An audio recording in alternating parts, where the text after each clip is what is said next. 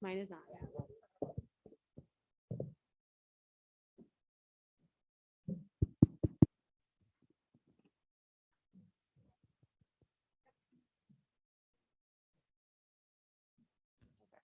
Got it.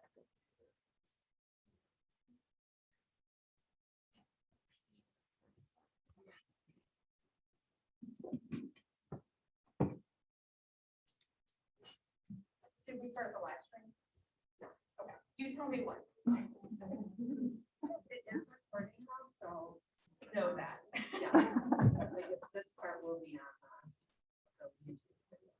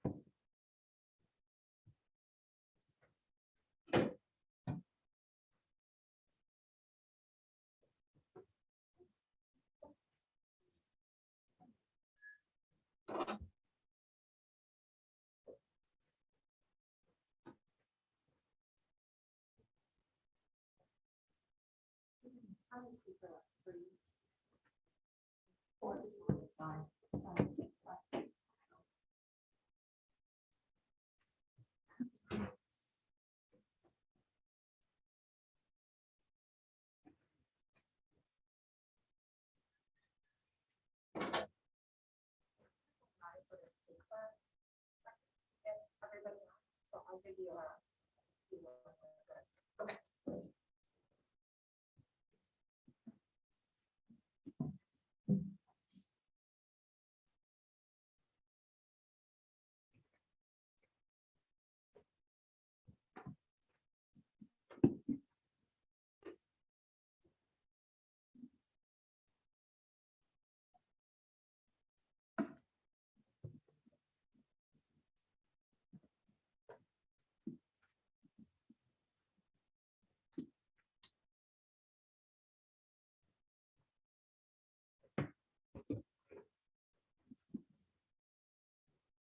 Okay, good evening. Hello, I'm Liz Harmad. Thank you so much for coming. Jeez. After I just talked to you guys about holding the mic, here we go. Restart. Okay, just like I tell my kids, you have a bad morning, let it go, restart. So welcome everyone. Thank you so much for coming. Especially to our current school board members and everyone who's on the live stream. I know, current school board members, that the role is always challenging, but no one signed up for a pandemic. So thank you for your service. Thank you to all of the candidates for stepping up to be in this race to serve our entire community. And thank you to Rocky River Public Library. We appreciate being able to use this space. This event is being live streamed and recorded for viewing later on YouTube. This was made possible by an investment in technology upgrades in library meeting rooms, which was funded by the Rocky River Public Library Foundation. I hope that everyone here will also be at the League of Women Voters Forum on October 21st at 7 p.m. at Memorial Hall. That forum will have both municipal and Board of Education candidates. I love that event. It's one of my favorite of the year or in any given cycle, but there are a lot of candidates. We are holding this event so that we have additional time to understand candidate positions in greater depth. First, please silence your phones. Everybody, and I already checked mine. Okay. Each of you has a list of candidates in the race so that you can take notes. You also have 2 documents from the Ohio School Boards of Education's website that explains the role of a school board member. In short, a school board's most important responsibility is to work with their community to improve student achievement. Their work includes employing the superintendent and treasurer, developing policies, approving curriculum and budget, and adopting collective bargaining agreements. They do not manage day-to-day operations. They should be skilled decision makers, but decisions are only made by the board as a whole at a public meeting. When evaluating candidates, please remember that they will be part of a team. When you get your ballot, you will vote to elect 3 individual candidates, 1 for each of 3 open seats. The 3 candidates that receive the most votes will be our new school board members. Each will have a 4-year term. The structure for this evening's forum is a Q&A with questions gathered from our community. If you have a question, please write it on the index card that you got when you came in and give it to Mrs. Wisman at the table in the back. There are so many questions that we'd like to ask, especially me. Ask my kids, they'll tell you I have tons of questions, but time is short. Candidates will have 60 seconds to answer each question. To assist in preparation, they were given some broad-ranging topics that we might cover this evening, but not specific questions. We have many candidates and limited time so that we can entertain as many questions as possible. Please hold your applause and any audible reactions to candidate answers. For the sake of time, if you can't be quiet, watch the live stream. And if you have any signs, which I don't see any signs, just keep it below shoulder level as a courtesy to the people behind you. The order that the candidates are sitting was assigned by a random drawing this evening. Jessica Wilson at the end will go first. She'll get the first question and then everyone will answer. Danielle Munk will start with the second question and then so on down the line. This is a nonpartisan election. All 9 candidates were invited and confirmed their attendance in July and August, depending upon when they announced their candidacy. ChuckBartsche, Peter Corrigan, and Laurie Rauser informed us last week that they had a schedule conflict. Unfortunately, Kathy Goepfort informed us today that she was ill and could not attend. We wish her a speedy recovery. I hope that you will check out all of their websites and social media platforms to learn about each of the candidates. So we will start with 1-minute introductions, starting with Jessica. Hi, everyone. Good evening. My name is Jessica Wilson, and I have the experience, skill, knowledge, and passion and perspective to be an excellent board member. I'm the parent of 2 children in Rocky River schools, a 4th grader and a 2nd grader. My children have been students in the school since they were 3 years old and in preschool. So while we have several years in, we have several more years to go. In addition to passion and perspective as a parent, I also have a professional career in public education. I currently serve as a consultant to school districts and state departments of education across the country on issues related to governance, planning, strategy, and process. Prior to my role as a consultant, I was an executive director in the Cleveland Metropolitan School District, where I was responsible for human resources policy and practice for 5,000 employees across 100 school buildings. I have deep professional knowledge and experience and a true passion for this community and our children, and I look forward to sharing more about myself this evening. Thank you.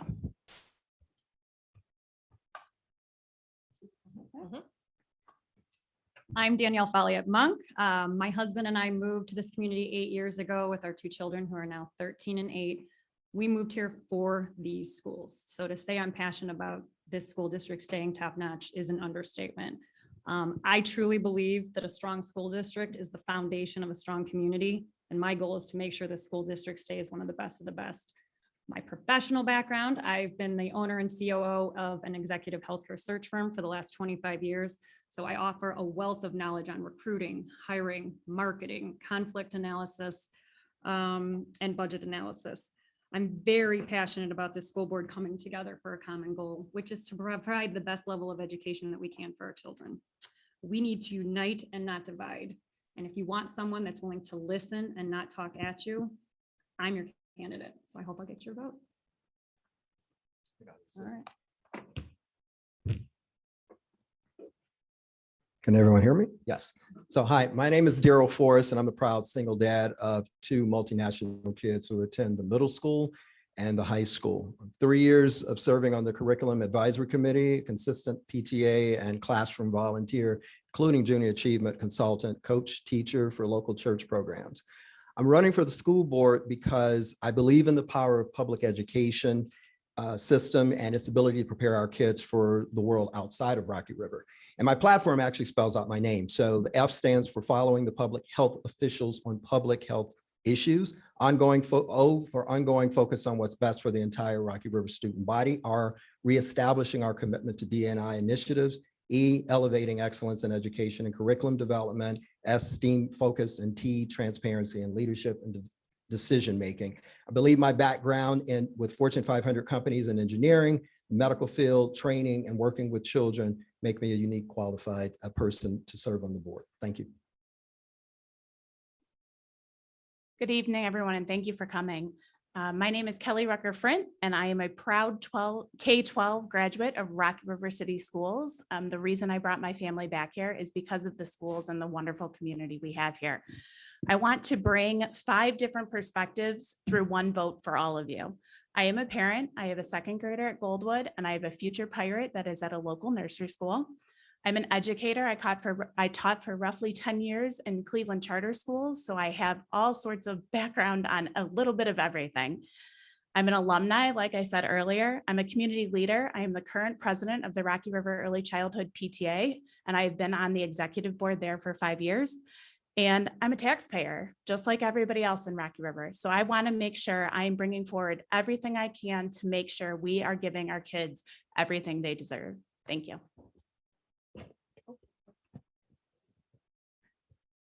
Hi, everyone. I am Laurie Negrey. First and foremost, I am a parent to 3 wonderful children in the district. I have a 5th grader, a 3rd grader, and a kindergartner. I have lived in Rocky River for 13 years.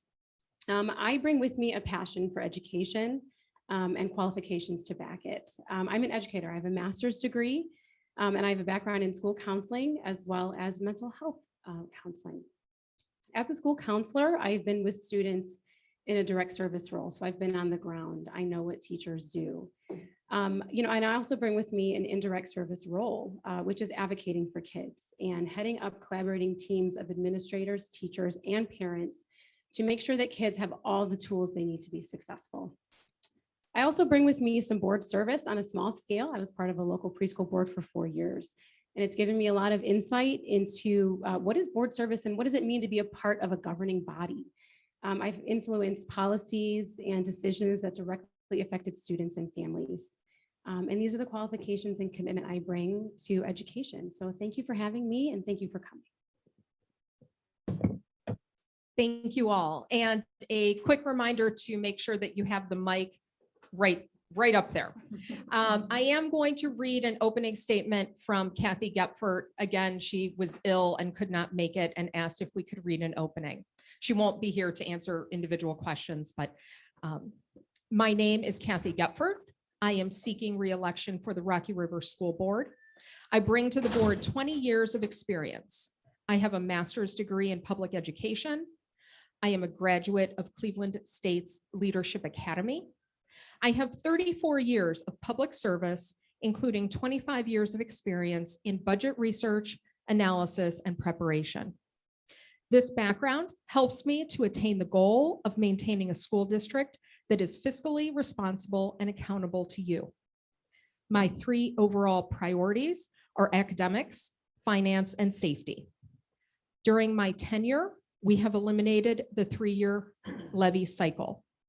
Since 2011, we have ranked in the top 10 on the state report card.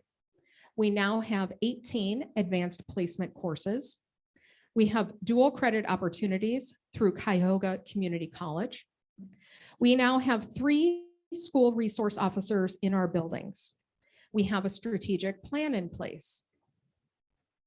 I currently serve on the Rocky River Recreation Commission. I taught PSR for 6 years at St. Christopher. My participation with various groups throughout the community provides me the opportunity to interact with a wide variety of parents and community members, thus gaining valuable feedback on what is important to the families of Rocky River. Thank you. So that was Kathy's introduction. And now we go to the questions. Fun stuff. Okay. And so Jessica, you go first, and then we'll go through and the second question next. Every school board will face one or several crises during their tenure. Please describe a situation where you needed to make a decision that would affect a large group of people with diverse opinions. Specifically, how did you come to a conclusion that would best serve the population? So I have built my career in public leadership, and so am always having to make decisions that impact large groups of stakeholders. A recent example is last summer, I was the interim chief of human resources for a school network here in Cleveland. And so was making the same kinds of decisions our own leaders were making. Do we reopen? How do we do so safely? If we don't reopen, how do we make sure kids get what they need? That was challenging, as I'm sure it was for our leaders here. And what I've learned in my experience overall in public leadership is what I apply to decision making. So first, really understanding the actual problem, what is at stake, and what is the input of a variety of stakeholders, not just the loudest voice or the voice that's always in front of you, but all of the various stakeholders getting their voice. Secondly, reading and finding best practice where available, listening to experts and research. And then third, making a confident decision and being confident in that decision. And then finally, having the humility to revisit a decision if necessary, to revise as things change, and to make different decisions if things need to be made. So public decision-making has been a huge part of my career. Thank you.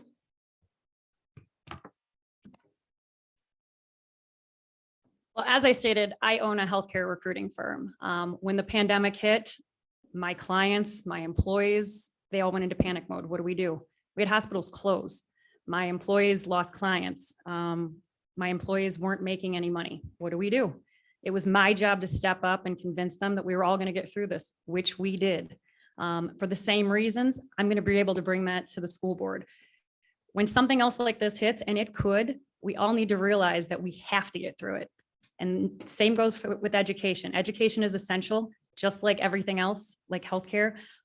We have to keep moving forward. And I told all of my employees that. They stuck with me. They believed in what I was saying, and they're all still here. I think that says a lot. So. Hi, so I work for a biotech firm in cancer research. And we had a similar situation because those are our clients as well, all of the hospital systems within throughout the country. And one of the problems that we had was to try to determine exactly, even within our company, how we were going to best handle it and keep our individual employees safe. So my responsibility on the task force was really to utilize my engineering skills in terms of decision-making, first starting off with brainstorming with everyone in terms of what we had before us, what was our overall game plan and goal. Then setting up what we call a decision tree in terms of, weighing some of our options. And then finally, communicating whatever the final result was to not only our upper management, but then also our clients at large. We've done fairly well in looking at what's taking place in the marketplace, and our customers have been very thankful for that as well, because we're respecting them.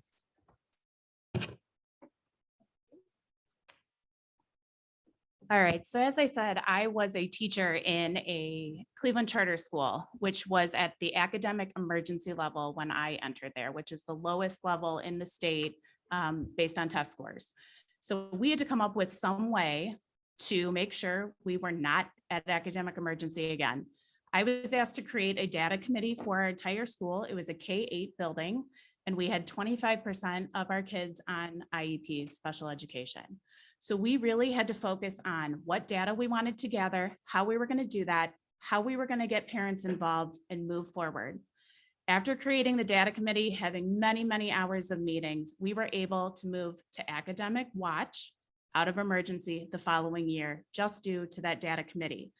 Our teachers, our principal, and our board of that charter school all had to come together, and we had to figure out the best way to handle it. So I do know how to, work with all the different stakeholders and bring forth a solution to certain problems.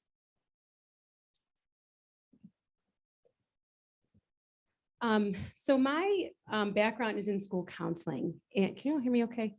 Is in school counseling. And so certainly while I served on the board of a preschool, I influenced decisions that affected a large group of people. But for me to be solely responsible was when I was responsible for master scheduling.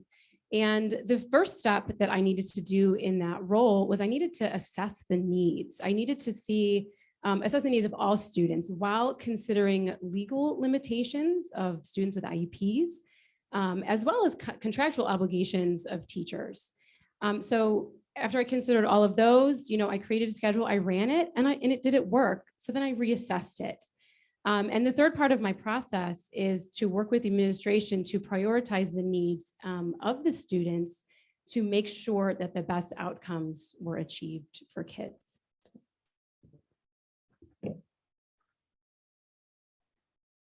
Okay. How have you educated yourself on the role of a school board member, the Rocky River School District policies and procedures, and how local schools are funded in Ohio, including the dependence upon levies and the potential impact of universal vouchers as proposed under HB 290? So I'm going to be very honest. I don't know what that last part is, but I attended every board meeting last year. And I think that's important. Again, I bring management experience and I plan to basically educate myself on those things. As far as the voucher system, are you referring to the lunch program? Is that what you're referring to? No. Okay. I'm going to be honest. I don't know about that. But speaking on that, I was told that we turned down free lunch money. So I was hoping to speak on that at a later time. I think this community needs to get on board and take advantage of what's presented to us. So I would love to talk on that if I can later.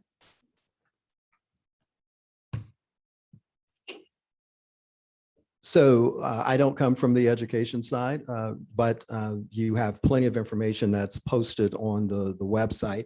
And I have taken a look at that and understanding that 59.6% of the funding that we take in is actually directed toward the students, and as far as student support, as far as instruction. Regarding the levies, a lot of blame has been placed on a number of issues or reasonings for why the levies didn't pass. And my approach has always been, because of areas that I've lived in, for instance, in Avon, is the fact that levies come and levies go. There is a timing for everything. And just because the levies did not pass this time is due to all of the different nuances and things that were going on in front of us. And once we get clear communication on what the purpose of those levies are, the next time it probably will pass. As far as the vouchers are concerned, I know that there's some percentages, but your information on the site, by the way, is still outdated. So they haven't actually increased the percentage on what they're doing with the vouchers right now. So I have attended the OSBA, Ohio School Board Association webinar in July. I also attended a seminar, either at the end of August or beginning of September. So I've sat through those. I needed to re-up my license this year to keep my 5-year license. I took an educational finance class at an administrative level. So I was very well aware of what's going on in Ohio with the finance side of things. I had to do a lot of research on court cases and specifically what affected your local district. The levies, we are currently out of that 3-year cycle, which is like unheard of in a lot of places. Normally levies come every 3 years. The majority of our levies have been operating levies lately, and we are needing to update things throughout our buildings, which are much needed just to keep the kids safe and just to keep our technology and everything moving forward. Bill 290 scares me. Coming from a Cleveland charter school where vouchers, we got them all the time. This would take a lot of money away from Rocky River if it was passed. So please do your research on that. First and foremost, I have been educating myself about the role of the school board member by attending school board meetings. Similar to Kelly, I attended all of the Ohio School Board Association trainings, both in person and online, and also using their online toolkit for questions that I have to help me understand the scope of board service. In terms of the importance of levies, I have met with the administration and the treasurer multiple times. I've reviewed the budget. I've been looking at the 5-year forecast, but also educating myself on the new way that schools are funded through the Fair School Funding bill. And I think that shows the importance of levies because in order to maintain the quality and continuity of education that we have here in Rocky River, we have to pass levies. And I think that speaks to the universal voucher system because you want to keep kids here in Rocky River and not have them go elsewhere. So to keep the quality of education, you have to pass a levy so that you don't have to worry about the universal vouchers. Thank you. So I also, so is that on? Okay. So I also have been participating in Ohio School Board Association trainings, attending board meetings for at least the last year and a half. I also professionally advise school boards in the state of Ohio, so understand how policies impact different kinds of school boards, like suburban districts like Rocky River. To House Bill 290, to Kelly's point, it does scare me as well, because it allows children to take money and use public money at a private school, which could be problematic, obviously, for our public school budget. And so it's incumbent on our district to maintain excellent schools and help families opt in and stay here. And unfortunately, the way schools are funded in Ohio, there is a gap between what we get from the state and what it takes to educate our children, which makes levies necessary. So as a community, we have to keep passing levies, or we have to make trade-offs and accept sort of decreases in quality because we run out of money. So I've been spending time growing my own knowledge, meeting with Mr. Marcus and the administration, studying reports. I feel well prepared on this topic. The district's general fund is approximately $42 million. What in your life experience qualifies you to oversee a budget of this size? As one of 5 board members, how would you work with the rest of the board to evaluate program cuts presented by the administration if they're necessary?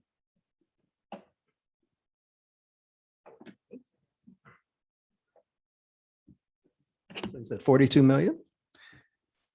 Well, so if we're going to still maintain the percentage of expenditures with 59.6% for the students and instruction, then the question is going to come in as to what are going to be the needs, overall needs for the district in general. So for instance, if there are expenditures that need to be, or renovations that need to be done, within various buildings, trying to culminate that information to determine, what the priorities are going to be.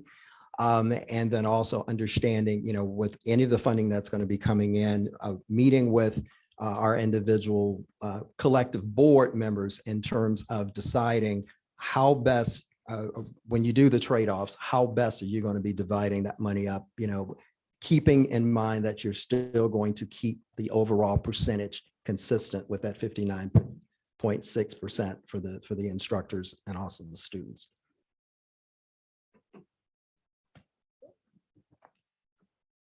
Using my education background, I feel like I can bring that to the table and really look to see if our priorities are in the right places. Like Darryl said, the buildings definitely have to be taken care of. Those are some things that you have to keep updating. Technology is the same way. Our kids have to learn how to use technology and be able to function in the world that it is, and that technology is always changing. We also need to make sure that our priorities for all of our subgroups are looked at. That is one thing. After looking at the report card, you can definitely see there are certain subgroups within the district that probably need to be reevaluated and see where those priorities stand. Again, that 56%, I think that Darryl said, goes directly to our kids. Can we look at that? Of course we can, but we want to make sure we are also keeping the best staff that we can give our children, because that allows them to get the best education possible. Similarly, with my education background, I feel like I do know students and I know priorities of districts. And so I do feel like that qualifies me to sit at the table. I also have, in my role on the preschool board, I did budget oversight for them, albeit on a small scale, but I was able to see, how much money do we have? And where is that money going? And are we leveraging our current resources to their max potential? And I would bring that same perspective with a $42 million budget. I think, when you talk about trade-offs, I think you really need to look at who is affected by those. And are we representing our most marginalized students to make sure that they also have full access to everything? So I do have experience managing public budgets, not $42 million myself, but I have served on senior leadership team of the Cleveland School District, which is many magnitudes that size of a budget. So I have had experience. I understand limitations on public school budgets, what policy and law kind of govern from the federal government and state government. To the second part of the question, partnership with the board, other board members is critical. We have a current board member with a financial background that I would look to learn from, but I would also bring my own experience and understanding, what we know, learning about data in terms of what is the implication of trade-offs we may need to make, aiming to understand which students may be impacted by those trade-offs, and then looking at history, which students have or which programs have taken a hit over time, which programs haven't, and what kind of has that resulted across all of our students, pre-K to 12, and then across the different subgroups. Trade-offs are never easy. There's never a way to make everyone happy, but I believe that the board really, with the right makeup of folks, can do that work well and fairly to do the least harm when necessary. So budget is definitely in my wheelhouse. As I've said, I've run a company for over 25 years. I think we need to look at all costs. And sometimes it's not about cutting things, it's about spending better and smarter. So I can't wait to dive into that part of things. $42 million doesn't sound like a lot at all. I've advised hospitals who manage budgets 10 times, 20 times that size. In this district, I think there are things that we are missing and we can do better. But again, I think we need to look at how to spend our money appropriately so that we never do have another tax levy that a levy that fails. I've spoken with so many people in the community, and that is the perception, is that we are not spending our money properly. I think we need to get every taxpayer back on our side to make sure that another levy in this district never, ever fails again. I grew up in a district where our levies failed 5-6 times. And it's not fun. We lost sports. We lost extracurriculars. We lost busing. That cannot happen in Rocky River. What in your life experience qualifies you to advocate for students in our community who may look, love, and or believe differently from you? All right, I'm glad I got to start this one. Like I said before, I worked at 2 separate charter schools in Cleveland. I have worked with all sorts of kids and really feel like I have the background to bring forward and help all of the students in our district. I'm used to, parents coming in and getting frustrated because they don't speak English, right away, and making sure like we can work with them and figure out exactly what they need and how we can help them so they don't come in just completely defeated all the time. My kids look and feel and had all sorts of different ideas behind them. We had to change the way, we did certain events, and we did that. We wanted to make sure, and I always want to make sure the kids are our number one priority. Kids to me are super important. And that is the biggest reason that I went into the education field. And I'm so glad I was able to work in the area that I did and bring forward that experience. I think I'm okay. Sorry about that. Diversity in and out of the classroom is growing. My professional experience as a counselor, both in schools and outside of schools, has wholly prepared me for that. It is my professional job to help people understand the perspective of another person. I also did a stint volunteering with Refugee Response, in which I was a lead volunteer with female Afghan refugees and helping incorporate them to, into America, but also keeping their own identity and really blending the two. And I would bring that exact same perspective with children. It is how I approach my life. And how I approach relationships. I have both professional and personal life experience to share. Professionally, I've mostly served large urban school districts that serve predominantly low-income children of color. So I understand what needs to happen to make sure that children that historically have been marginalized get what they need to be successful. And I've committed my career to that public service. Personally, I have a child with disabilities, and so I understand the impact on students who are othered for their differences. And that passion is really what is driving me ultimately to run for board. This isn't about my child, but it is about our children who are different in how they learn, how they look, to Liz's question, how they love. And that is central to what is bringing me to the board today. So I'm going to bring this back to what I do every single day. As a healthcare recruiter, I work with people all over the nation. I work with people coming in from different countries. I work with people that are nursing assistants all the way up to CEOs. I advocate for my candidates to my clients every single day. I've actually presented it to my clients that they shouldn't be able to see the candidates they're interviewing, because I don't think anybody should be judged on the color of their skin, their orientation, their gender, nothing. And that's the way I would advocate for every child. Diversity, obviously, it's a topic of discussion. In Rocky River, I think we are doing an excellent job. So of course, I would continue to advocate for every child, because every child deserves an equal education.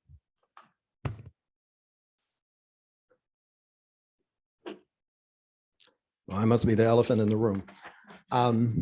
Because usually I am on the other side of the coin in terms of all of this going to and matriculating through the Chicago public school system, and then going all African-American, and then going to all white Purdue and any of the other places that I have been. My kids are part African-American, Lebanese, and white. So if you put that together, the reality is that I'm on the D&I committee that we've established for my organization. And within my organization, which is a multinational organization in the healthcare field, we specifically deal with these type of issues. And so I have worked with youth as a youth director, both not only in the inner city school system in Chicago and church, but then also in terms of just my clients overall. So I bring a different perspective because of the fact that I've been part of that marginalized group. And so I'm always being very consistent with that, no matter who the person is. What specific entities do you consider experts when evaluating information regarding public health? I think first and foremost, when I'm serving on a board, I want to think locally. So I think the Cuyahoga County Board of Health is where I would first turn for relevant information that is most related to us here in Rocky River. And then I would certainly turn to the Ohio Department of Health and the CDC to see what kind of recommendations they're pushing. And I would really, view it through a lens of, the district has two goals: to keep kids safe and to keep kids in school. And so anytime I was, evaluating any kind of decisions using those entities, it would be with those two goals in mind. So at the risk of being repetitive, I will say I share the goal of keeping kids safely in school. For my own personal decision-making for my family, as well as an advocacy to the district, following the CDC, the Ohio Department of Health, the Cuyahoga County Board of Health, and the Cleveland Clinic. I also have had conversations with my own physician and my children's physician about decisions for our individual family. I'm going to sound a little repetitive too. I think we have to look to the Cuyahoga Board of Health and the CDC.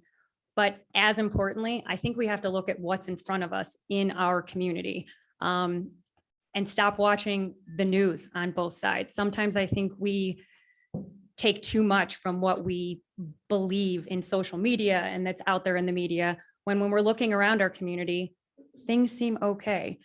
We follow the numbers. We make sure that we are acting responsibly. And just like Jessica, I want kids in the classroom. Everybody that knows me knows I want that. I was a strong advocate to get kids back in the classroom as soon as possible. And if I get on this board, I'm going to make sure that kids stay in the classroom no matter what, obviously safely.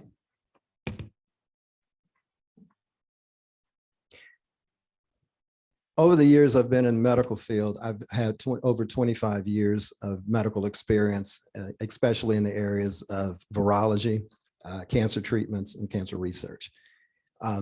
And the reality is that I interface with companies or with health institutions all across the country on a regular basis. I'm tapped into that not only through my organization, but through the company that I work for, but then also the greater, pharmaceutical industry that, we participate in.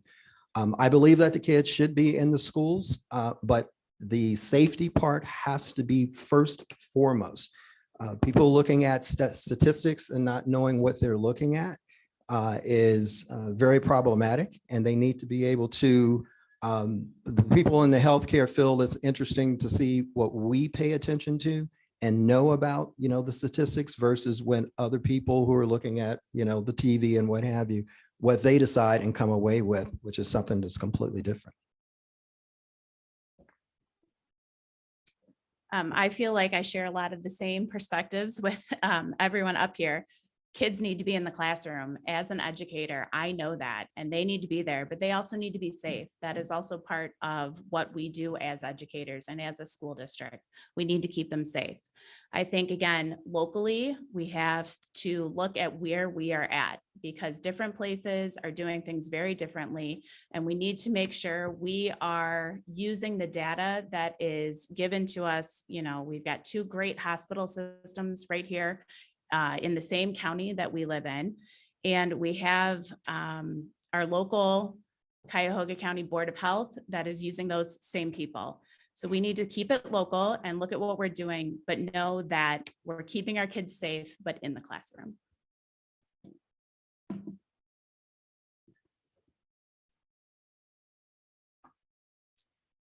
Hi.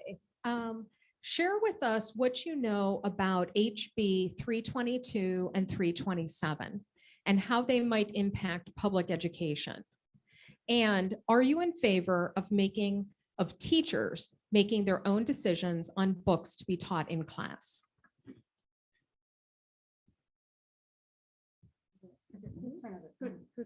Okay, thank you. Sorry about that.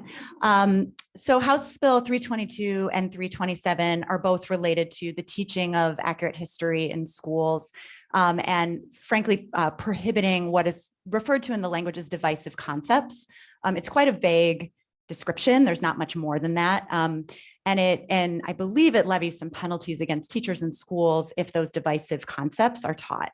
In terms of, so that's what I know about it. In terms of, am I in favor of allowing teachers to select text? I am. I actually am really proud of the fact that Rocky River has a teacher-driven curriculum strategy. So when a new curriculum is being adopted or a new course of study, teachers are the first people that examine the standards and make recommendations to Ms. Anderson, who then makes a recommendation to the board. I think we have to rely on teachers and their expertise.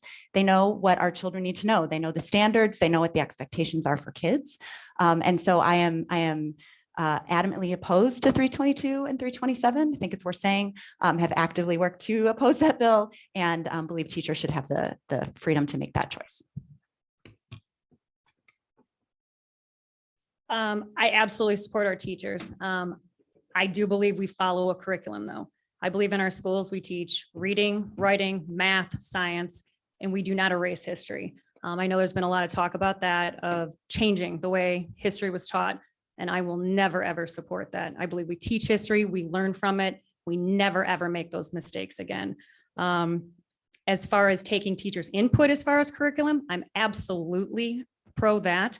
But I think it needs to be approved. I think we need to know what's being taught in our schools to our children.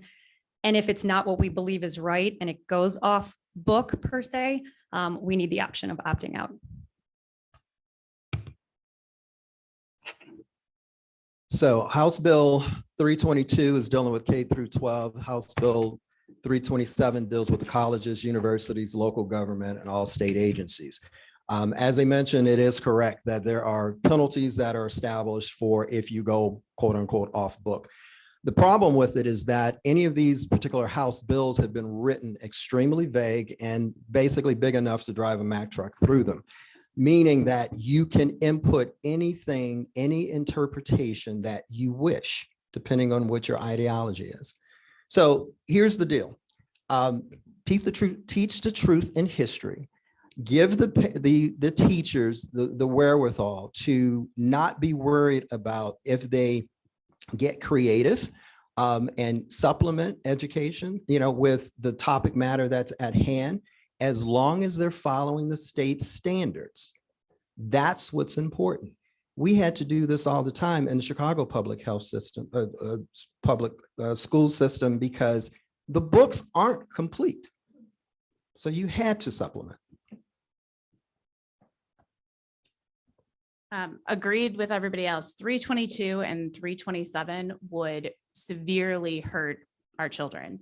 I am a licensed social studies teacher. That is what my first degree is in, 7 through 12. If these went through and I would have to change how I was teaching social studies and history, it just makes me cringe thinking about it. We need to be teaching current legislation, current events, showing our kids what are going on out there. We need to show them different perspectives throughout history and throughout how people have thought about, what was going on at the time. It does not ever hurt to give people multiple data points. I'm going to use data, not the right word, but data points to make the decision for themselves. Teachers should be allowed to select what they want. I also believe, to a point, a lot of the times when I was working, we'd have multiple teachers looking at the books and kind of like playing the devil's advocate. So it is kind of good to have at least the teachers reviewing each other, maybe not bringing it to the school board, but at least having some checks and balances. So Jessica explained what House Bill 322 and 327 are. And I believe that their impact on education would be that we would not be giving our students an honest and accurate education. So no, I am not in favor of them at all.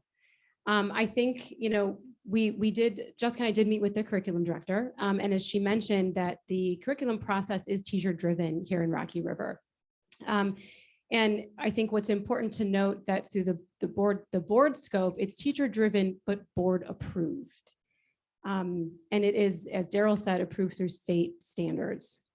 So I do think that we rely on our teachers. We let them do what they do best, particularly in Rocky River. We have great teachers, and to allow them that creativity to engage the kids with content, to give them the context that they need to really have a relationship with learning. The district's mission statement prioritizes global competitiveness to attain excellence. Being open to different perspectives and developing critical thinking skills are crucial to prepare students for the ongoing global challenges they'll face in their lifetimes. Sometimes there is a belief that a commitment to diversity and equity conflicts with a commitment to excellence. Do you support leadership efforts that encourage a commitment to excellence through diversity and equity? If so, what kinds of efforts? I think that's a loaded question. The commitment to excellence, I think, and the diversity issue, I think those are two separate issues. I've been going through the community and talking to children and asking them, what do you think about diversity in Rocky River? What do you think when you go to school and you see somebody dressed different than you, that somebody that's a different color? And you know what all of them said to me? We don't think anything. And I think to get that profound statement from a child says it all. I don't believe we have a problem here. I believe we just continue on with the excellence that we've been going with in our community and our district for as long as time, and we stay one of the best. If there ever becomes an issue where somebody is singled out because of who they are, or the color of their skin, or their sexual orientation, we deal with that on a one-on-one basis.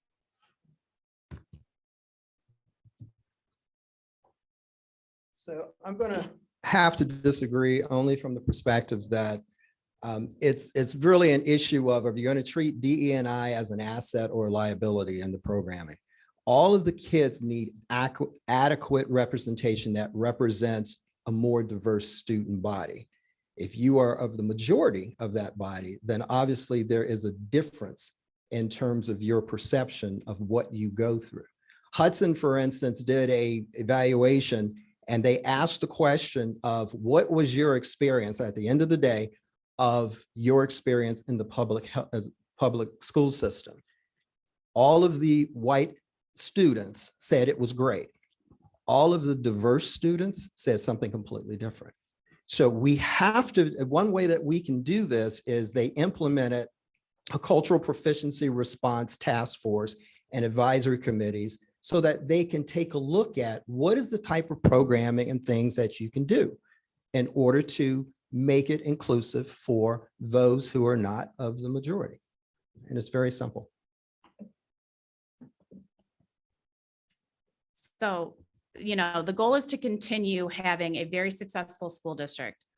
I agree that diversity needs to come in, and I think you can do it in the curriculum. Like I talked about before, you can bring those different perspectives through science and math and literature and really start showing kids even early on that people think differently, but they're doing it through how they're learning.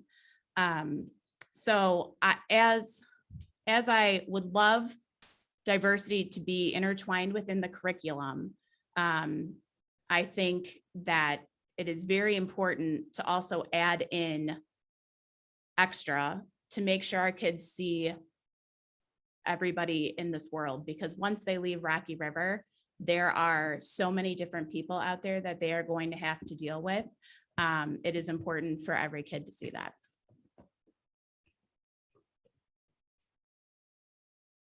As I said before, diversity in and out of the classrooms, it's growing, and I wholly support diversity initiatives in Rocky River. I would love to see diversity specific programming brought back. You know, I think that we need to teach kids to adapt and evolve with the world, to participate meaningfully in it and with it when they leave Rocky River, but also while they're here in Rocky River. I wholly believe that for my kids. I wholly believe that representation matters. You know, so to see a more diverse curriculum, or diversity through the curriculum in Rocky River, I think is so important. You know, when you see yourself in something, whether it be race, gender, family structure, disability, you know, you believe it, and it's easier for you to drown out the voices that tell you that you don't belong. So I wholly support diversity initiatives here in Rocky River. So as any teacher or parent knows, school is a place where children develop their understanding of the world and their ability to make change in that world. And as Liz mentioned, one of our priorities in Rocky River is global competitiveness. And To ensure our kids are globally competitive, we have to prepare them to operate in a world full of difference, different people, different beliefs, different ways of living. And so I want our children to have an education that imparts honesty about who we are, integrity about in how we treat others, and the courage to do what is right. So if elected to the board, I would support efforts to re-engage in diversity programming across the district that is age appropriate and inclusive for students. That could be exploring re-engaging with the Diversity Center or with other partners that are in the community. I would also prioritize training and support for staff and teachers who are the ones that are in front of our children every day to make sure they have the knowledge, resources, skill, and support that they need to impart this important knowledge for our kids. If we're not teaching our kids about these critical issues in society, how to take information and think critically, we're doing them a disservice, and we're putting that excellence Liz mentioned at risk. Ohio's Department of Education allows communities to prioritize social emotional learning standards based on their values and needs. Would you support elevating expectations around the integration of it within teacher training and student programming? Would you support an annual survey of families centered around social emotional learning?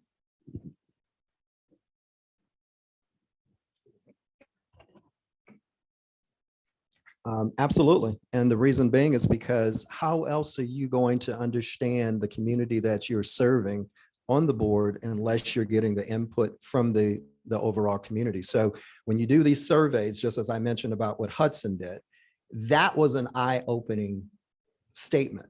We have done surveys here, but they really haven't been granular enough to get down to the bottom of what actually is the perception and the experience of the students that are here.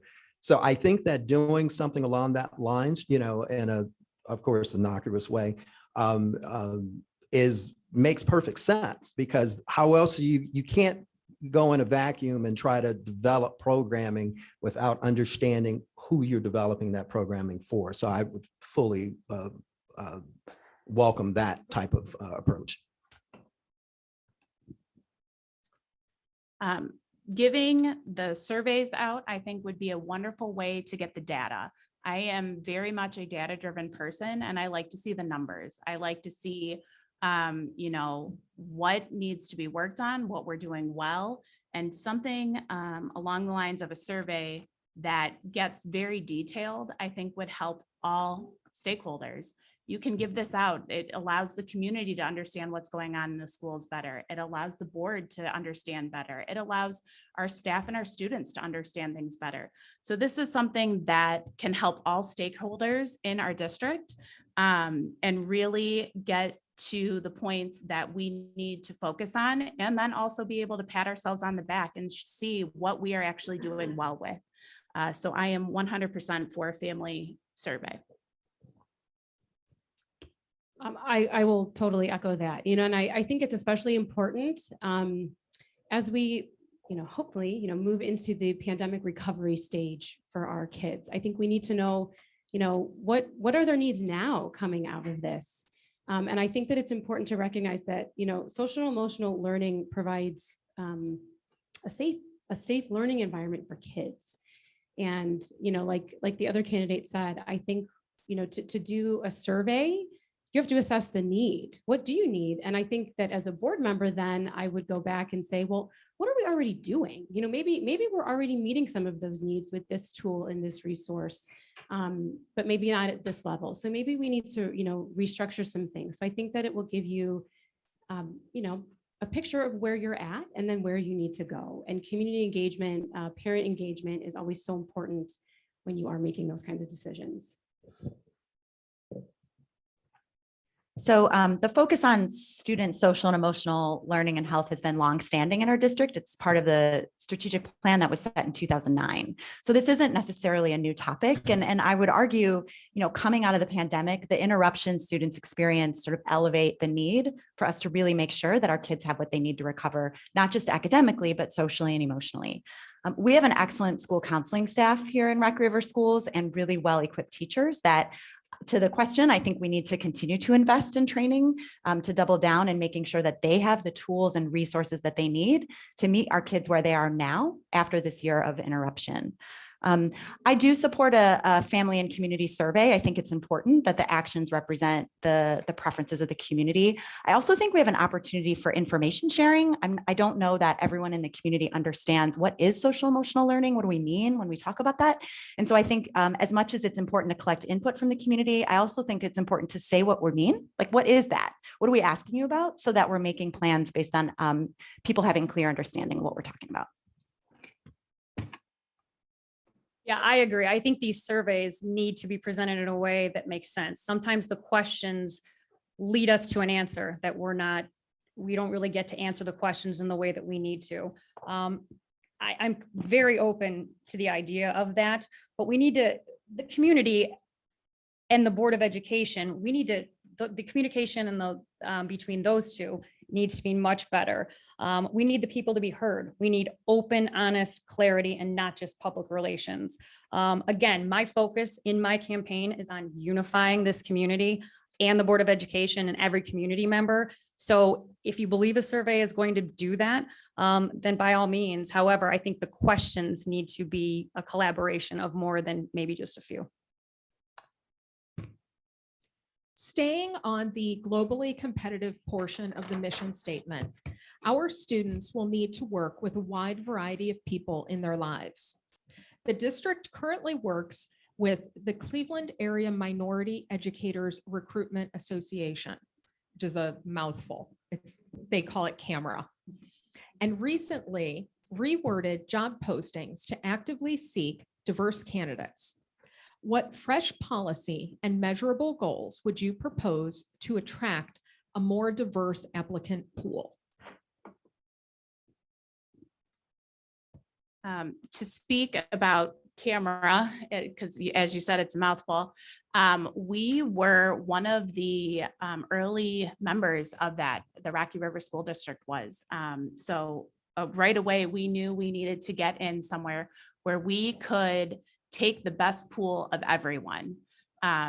Letting our kids see different people in different roles throughout our district is only going to help them. It also helps our kids that look like those people to see that they can be successful and, you know, do what they want to do. So I believe in order to keep us competitive, we need to stay in, you know, groups such as CAMRA, but we also need to make sure not only are we doing that, but we are bringing in the best people possible for the jobs.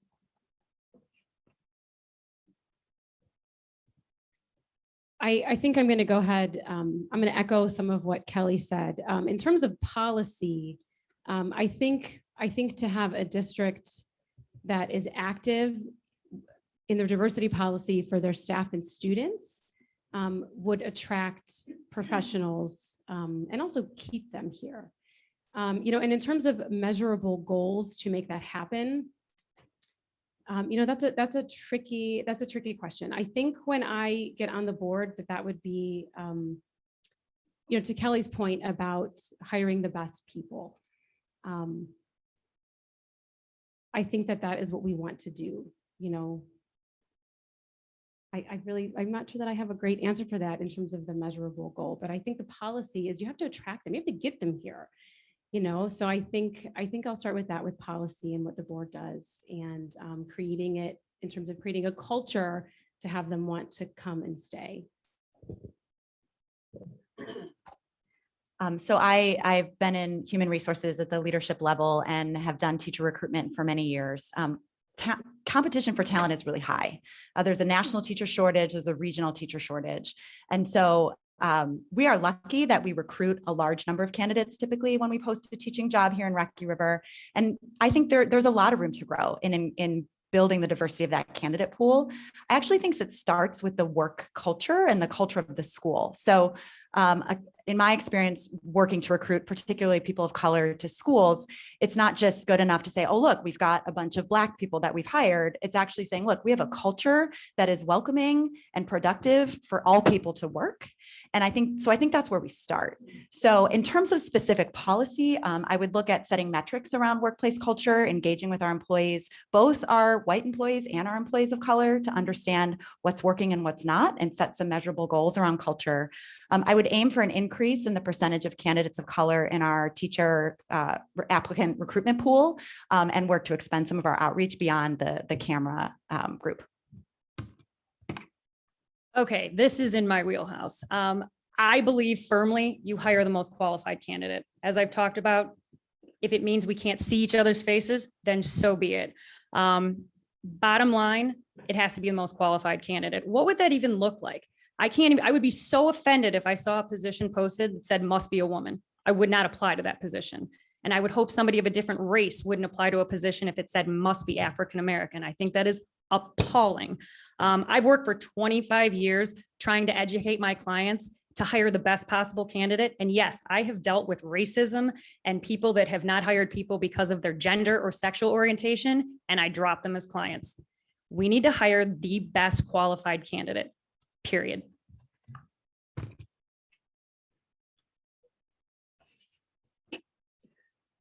So I echo some of the words that my colleagues here have said, but the question is, it's almost as if we're assuming you can't do both. And the bigger question is, if I were a diverse candidate, and it's not just Black, but it could be Asian, or it could be, different ethnic genders, whatever the case may be, the reality is that first off, I would look at the history of that city. We do not have an upgraded DE&I mission statement for this city. And then after all of the things that have been going on in the media, I'm not so sure this would be the place right now that I would want to come if I was one of those candidates. So we proposed a 5-for-5 program that was basically looking at those objectives of trying to get diverse candidates within the thing, of course, being qualified, and increasing the scope of sourcing. If you're not only going to one source to get your candidates, then you're only going to get a few or maybe none.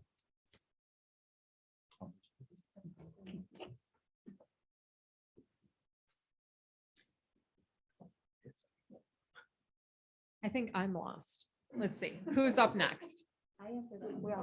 Okay, there we go. It happens to all of us. Okay. What experience do you have overseeing strategic planning for a large organization? So in my scope on the board of a local preschool for 4 years, I did have scope and some influence in their strategic plan in terms of what we offered for curriculum, and were we engaging our community and meeting their needs. On a different level, I worked for a nonprofit, Connecting for Kids, in which their mission was to provide education and resources for families of kids who struggle. And I lent my insight and counseling background to their strategic plan, also in terms of community engagement and engaging with our families to see what is important to them, and creating something that met the needs of all of them. So I started my career way back in the day in management consulting and strategic planning. So very early on, worked with organizations to create their vision, mission, and long-term plan to achieve those goals. I also led planning efforts in the talent department in the Cleveland schools, and I'm currently partnering with another local school here in Cleveland on their long-term strategic plan. And my own firm is doing planning. So planning is much of my professional life. What I've learned about strategic planning is it actually begins with a really clear understanding of the current context. Our strategic plan in Rock River is old. It was set in 2009. A lot has changed in the last 12 years. A lot has changed in the last 18 months. So really starting with what is the current context and what is changing about what our kids need to know and be able to do when they leave us. And then really working backwards from there and engaging stakeholders, not just students and parents, teachers, staff, taxpayers, and community members to make sure we're getting the input that we need to set the right goals for our district on the right timeline, and then drive resources toward those goals appropriately. I have a great deal of experience with parents that came to me about a year ago. I was asked to take over the Healthy Kids running series. I had 1,000 parents instantaneously emailing me saying, what does this series look like? I had to start it from the ground up and figure out how we were going to keep kids safe during the pandemic.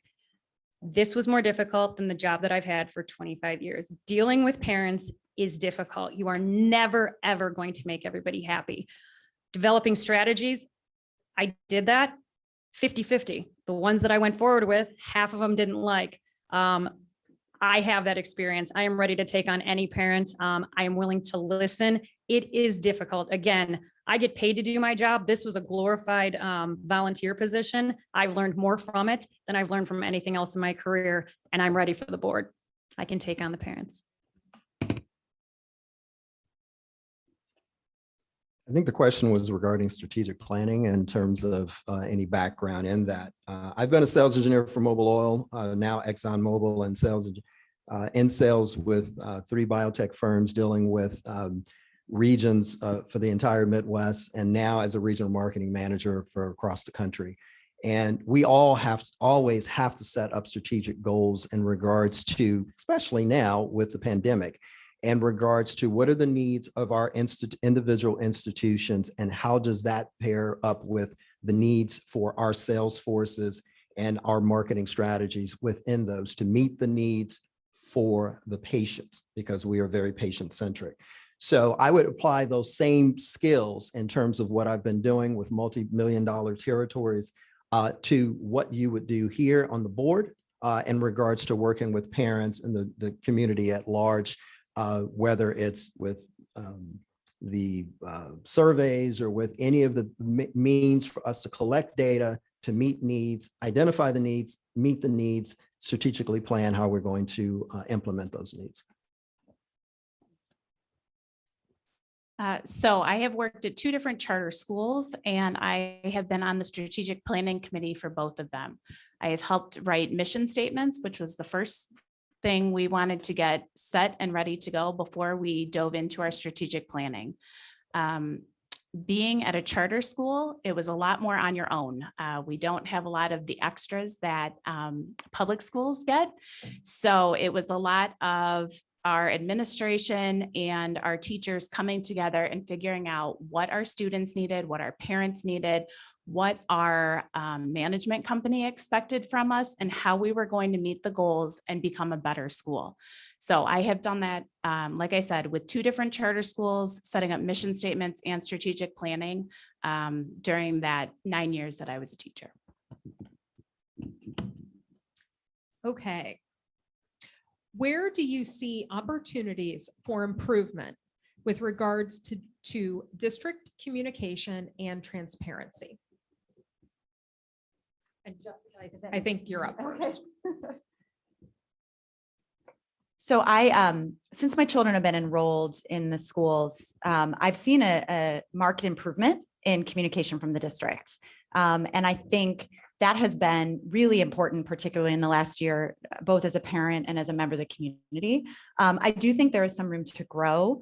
The district started a series of open Zoom meetings where families or anybody could come in and sort of talk about that. I would like to see that continue. I think that's important, especially in this time where not everyone's comfortable coming to a meeting or leaving their home. I do think that the board communication is important. It's also kind of tricky because the board is a body, right? So one person on the board can't go out and tell everybody what's going on. It has to be a group effort. But I do think there's some opportunity for the board, even in the course of board meetings, to really make very clear what is being discussed, share agendas and exhibits really clearly in advance, so the community feels fully informed about the decisions that they're making. So one of the goals of my campaign is to create a centralized portal for communication. Most of you are parents. How many emails do you get a day? And I have kids in 2 different schools. It is overwhelming. There needs to be a better way to communicate across this district. When it comes to the board, same. I think we need to be much, much more transparent. When you ask children, what happened last year with your teachers, the whole teacher scandal, they don't know. And it was because that was kept quiet. I think we need to be much more transparent about everything, not that in particular, but just with what's going on in the board. and around the district. And again, creating something that's more central. And I'm not technologically advanced enough to create that, but I know there's somebody in this district that is. So I think it is way more important for us to create something like that and make sure that communication is addressed properly. Maybe less, maybe not 10 emails sometimes in a day. Just make sure that we get the information we need in a central way.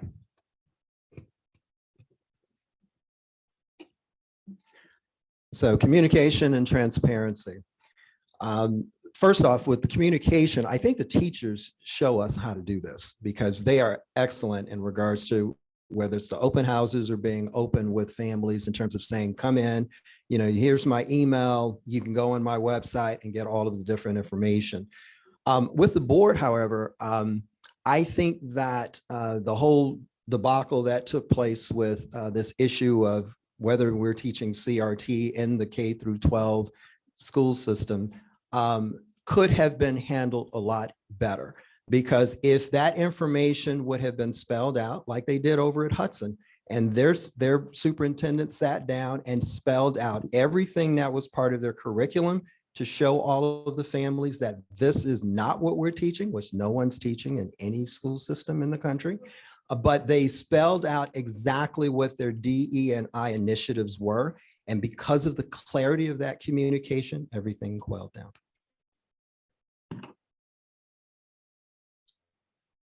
I'm going to echo what I think everybody else is feeling. Communication is always a good thing.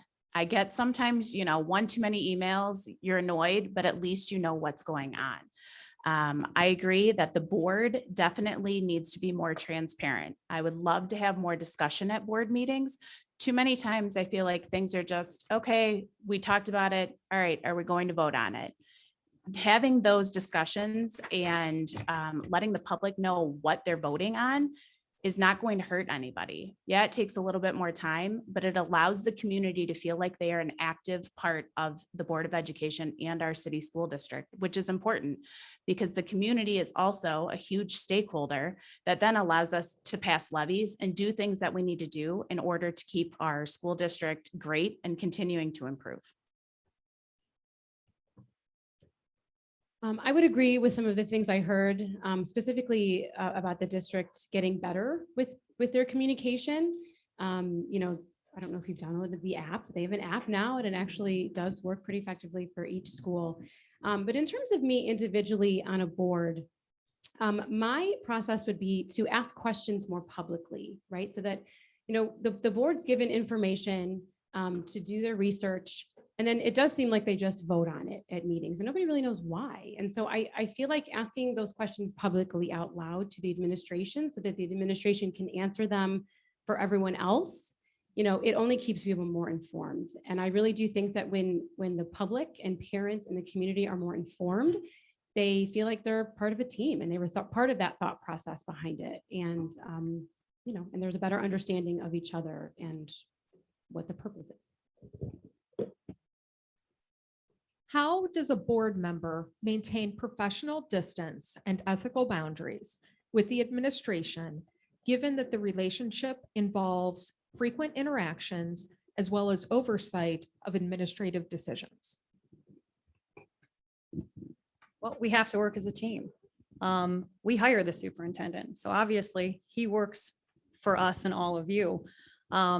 We all need to maintain professionalism. I think our current board has actually done that. I think they've modeled good behavior. So I think if we continue to do that, we're going to be in the right direction.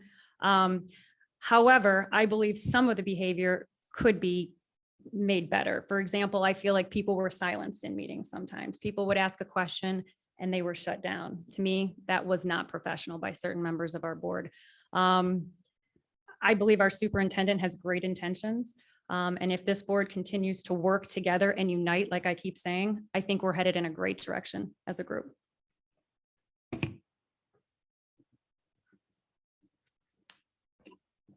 I agree that the superintendent and the assistant superintendent and the treasurer, they work for Rocky River and the parents, and the board are the ones that actually hire them.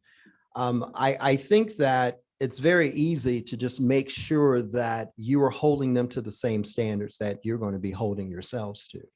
and making sure that they are following the dictates that are spelled out within the curriculum, that that's not being deviated from, and the fact that they are also being responsive to the community. I think that what ended up happening at some of these meetings was the fact that they weren't being responsive, meaning like the superintendent or what have you, wasn't being responsive to the community. And because of that, the lack of trust and transparency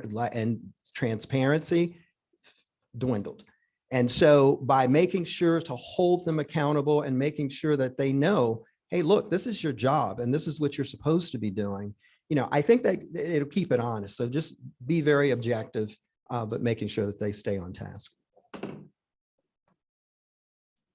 I agree with a lot of what I've heard already.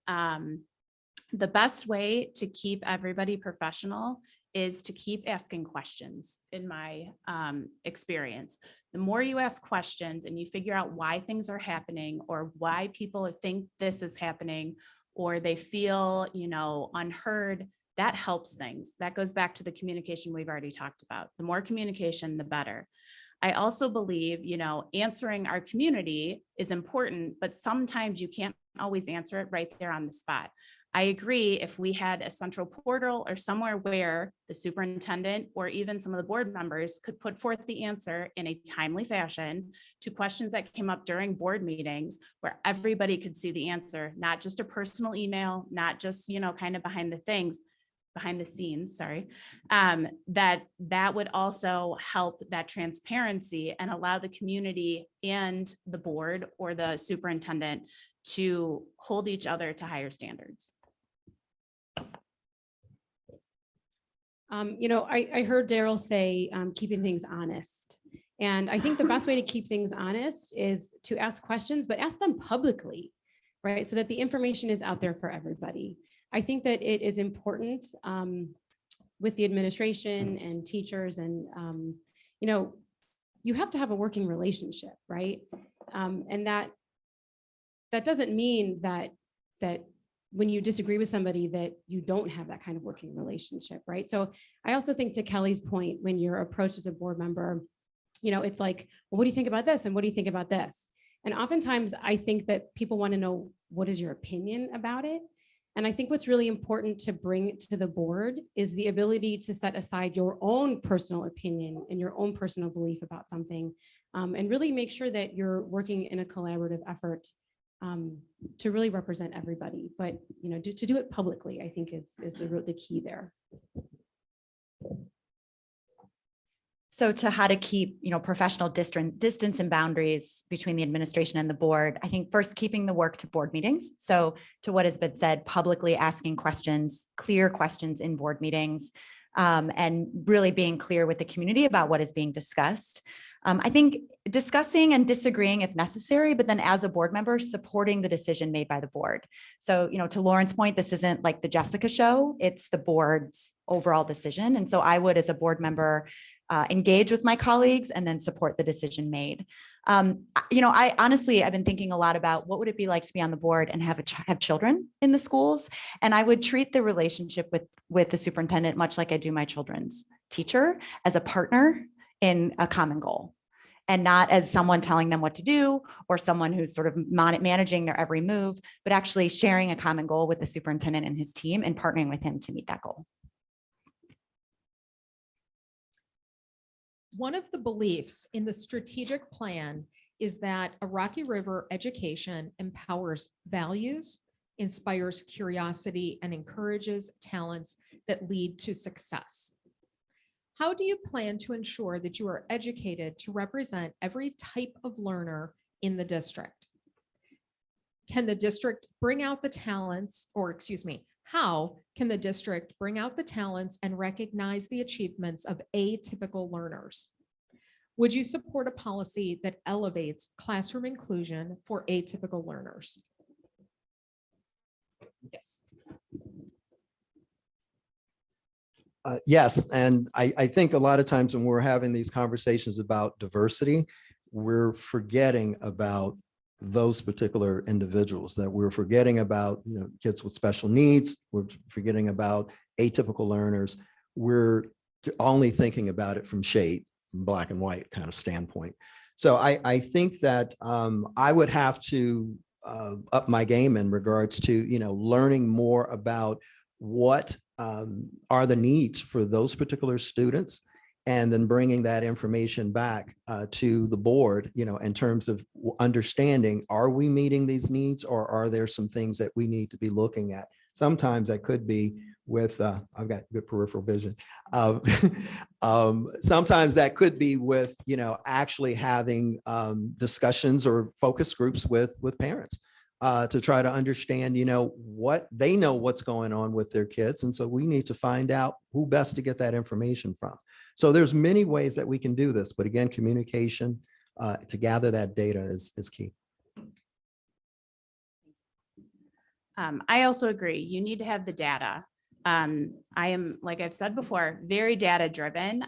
That's just how my brain works. And that allows me to then really focus in on the things that are working well and the things that need to be improved. I definitely think reviewing the data of all of our subgroups, how they are doing on everything, so we can really look at if we are giving them the best Rocky River education that they deserve. A policy for more inclusion, that one can be tricky because every child is different and you have to look at that. So just because one thing works for one kid doesn't mean it's going to work for another child.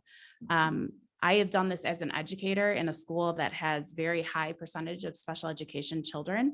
And I really truly feel the teachers that are working with them day to day know those kids best. And those would be the people that we should go and talk to first. And then I agree. I think we need to have groups to be able to come in and talk about things together so we can see the viewpoints of the whole. I do feel like my background has prepared me well for having a keen awareness of what these student groups are. For example, special education, English language learners, the economically disadvantaged. And I think as a board member, in terms of creating any policies, I think I would, it goes back to asking questions about the policy and procedure and making sure that I know how it will affect all students. Looking at the resources, do we have the resources available to do it? Is it within the budget? Do we need to, shift some things around to make it work, and more importantly, do the teachers have the resources they need, to really help all of those kids function at their very best.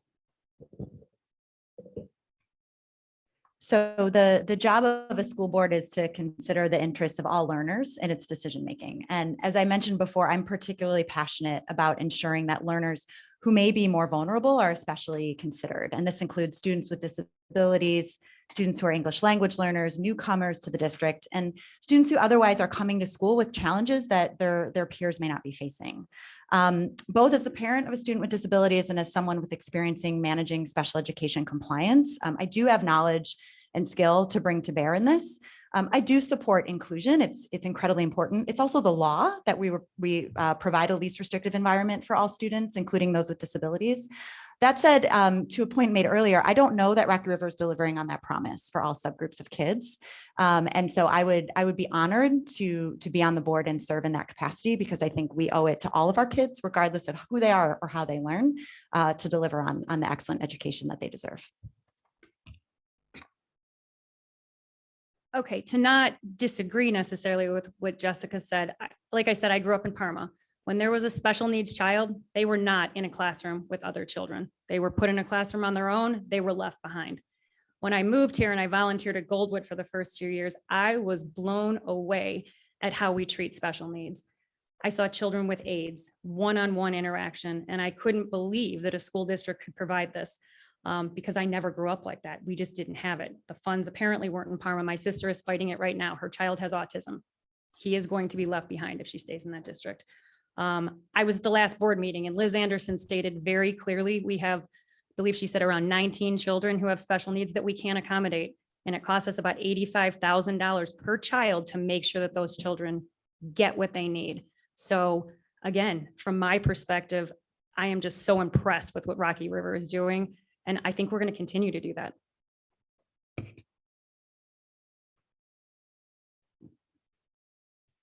Darryl, remind me. Have you answered this one? Yeah. Okay, awesome. I got confused too. Sorry. Okay, Like, what did I do? here we go. And before I go to this one, if you have any questions here in the audience this evening in person, please give your questions to Marissa, and we'll have a couple of minutes at the end for those. Okay, All right. here we go. One I of the have me written next to number 14. Oh, excellent. I'm tracking it. You're keeping track. That That was would my data, I'm telling you. maybe I should as well, but thank you. One of the board's responsibilities is to create a community relations program. How would you engage with the community outside of emails and school board meetings? So I definitely think this is something that we can improve on.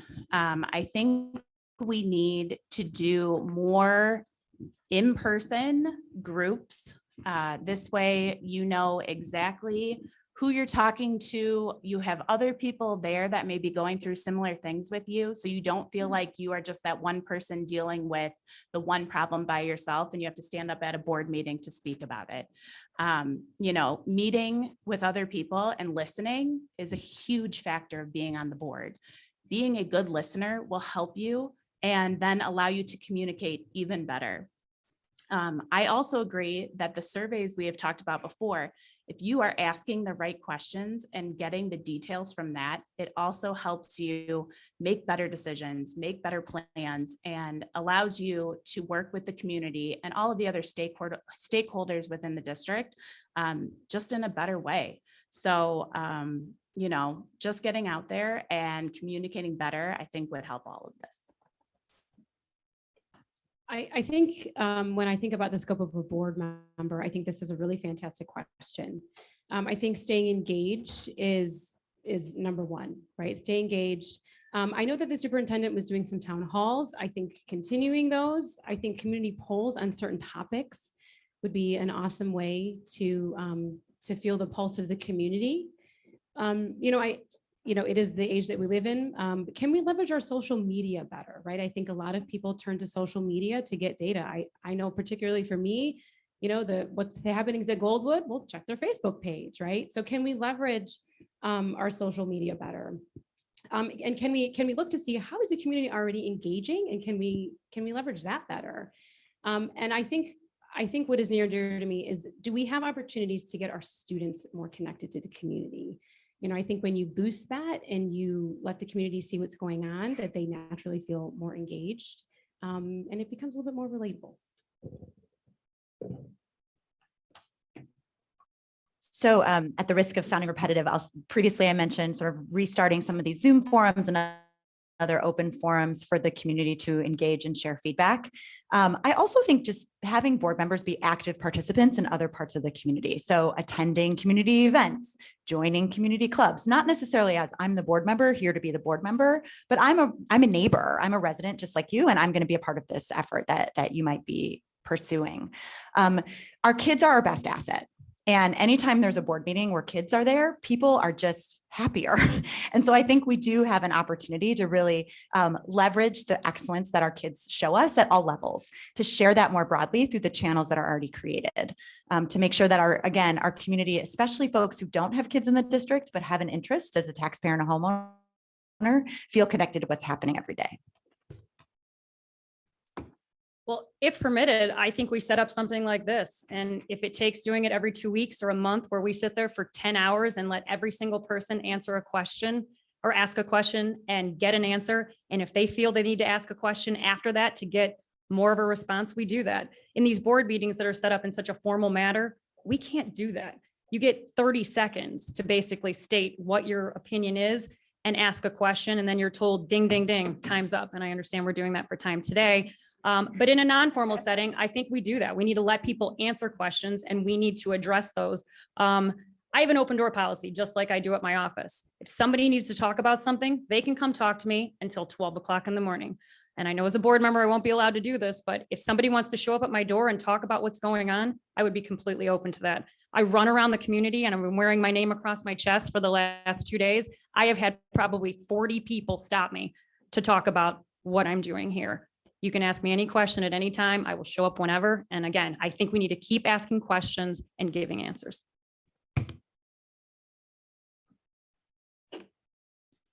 So I think what everyone else has said, I can echo. Board meetings really are set up, as you said, very formally. And so I don't think that those are the best places to have that type of conversation. So I think that one of the things as a board member that, would be the first thing that I would do would be to understand what are the areas in which we need to focus on, or, what are the needs of the community. That could go through surveys. And then from that, being data-driven as well, being an ex-engineer, the reality is to set up focus groups where then they feel free to have those type of open conversations about, what they're feeling, what their needs are, what needs to take place. And then as I've noticed with some of the board members now, you see them pop up everywhere. And so, yeah, be a part of the community. You are a part of the community. So be part of it in terms of attending events, graduations, whatever the case may be, because if not, if you're looked at as being on high or being removed, they're going to be removed from you. Oh, you answered. This one I knew. Do you think that the board should receive ongoing diversity training? Would you support offering a parent's version of diversity training? And in keeping with the board's community relations responsibility, would you be open to a district-sponsored community-wide event that raises awareness on social issues? Yes, yes, and yes. So I think that is the short answer. Yes, I think that diversity trainings, as I stated before, I think you can see where I stand on all of it. I wholeheartedly believe in all of it. You had mentioned a parent-led. Is that how you refer to it? I'm sorry. That's okay. Would you support offering a parent's version of diversity training? A parent's version of diversity training. That is an intriguing concept that I would love to hear more about. Yes, I would certainly put that on the table to hear more about it. I do think that diversity trainings for the board, the staff, the teachers, filter all the way down. We had talked a lot about creating that culture, just a more diverse culture to bring people in. I often said, when people ask me, hey, we're thinking about moving to Rocky River, what's the first thing that they ask me, right? Tell me about the schools. And I think that would be a great asset to say that we have that on our side. So to the question about board training, absolutely. Our board already actively participates in Ohio School Board Association trainings on a number of topics. And so I would imagine and be really supportive of this being added to that list. If this is a priority for our district, it's important that the leaders have the information that they need to lead in that space. I am hugely in support of parent versions of training. I think a lot of the challenges that we've been facing in the last few months are due to misunderstanding and a lack of knowledge. And so the more that we can engage parents and broader members of the community, what's been really good to see at board meetings is that folks are coming to meetings for the first time with passion. And just because they're not a parent, that doesn't mean they're not welcome. They shouldn't be welcome at information sharing and training. And so, I would want to partner with the experts on that, which are the administration in terms of how to do that and how that would look. But I would certainly support as much as we can sharing information and learning together as a community. So if I'm elected to the board, I will be a part of any training that is required. I don't know that should be my decision, but if I am required to be a part of something, I absolutely will. The parents' version, if it's created and a parent wants to opt in, I'm fine with that. I don't think we can force it on parents whatsoever. Again, I've stated before, I live in this community. I'm here every day. I feel like we are an inclusive community every day. I feel like we are doing such a great job. So as far as diversity goes, and promoting it, what needs to happen, I don't believe that should be up to me. Again, I think we're doing so well as a community. And I think we're going to continue to do that going forward.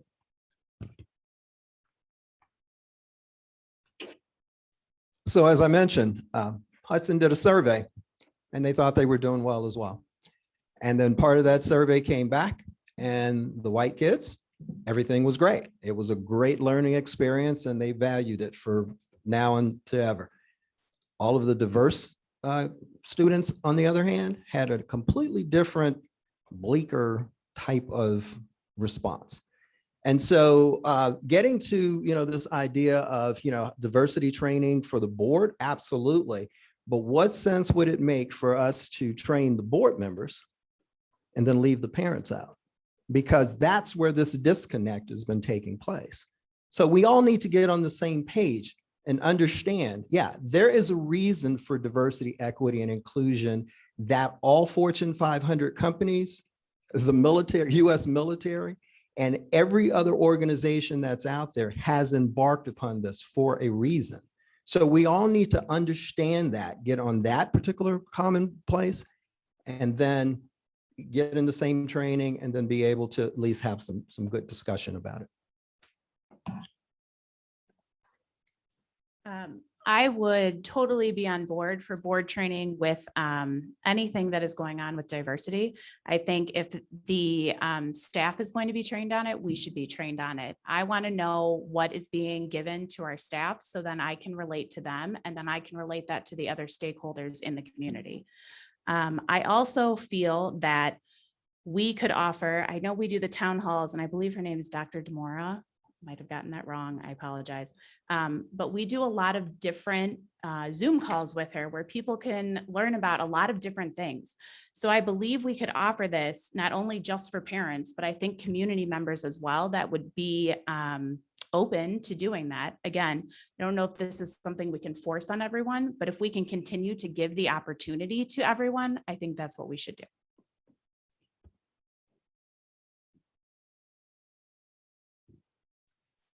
So now we have some community questions, some questions from you as the audience. So thank you. And thank you for being here. Thank you for being quiet and listening. I really appreciate it. Okay. Can you share your plan to bring people together for the benefit of students? Is there an example of a time that you've done this successfully?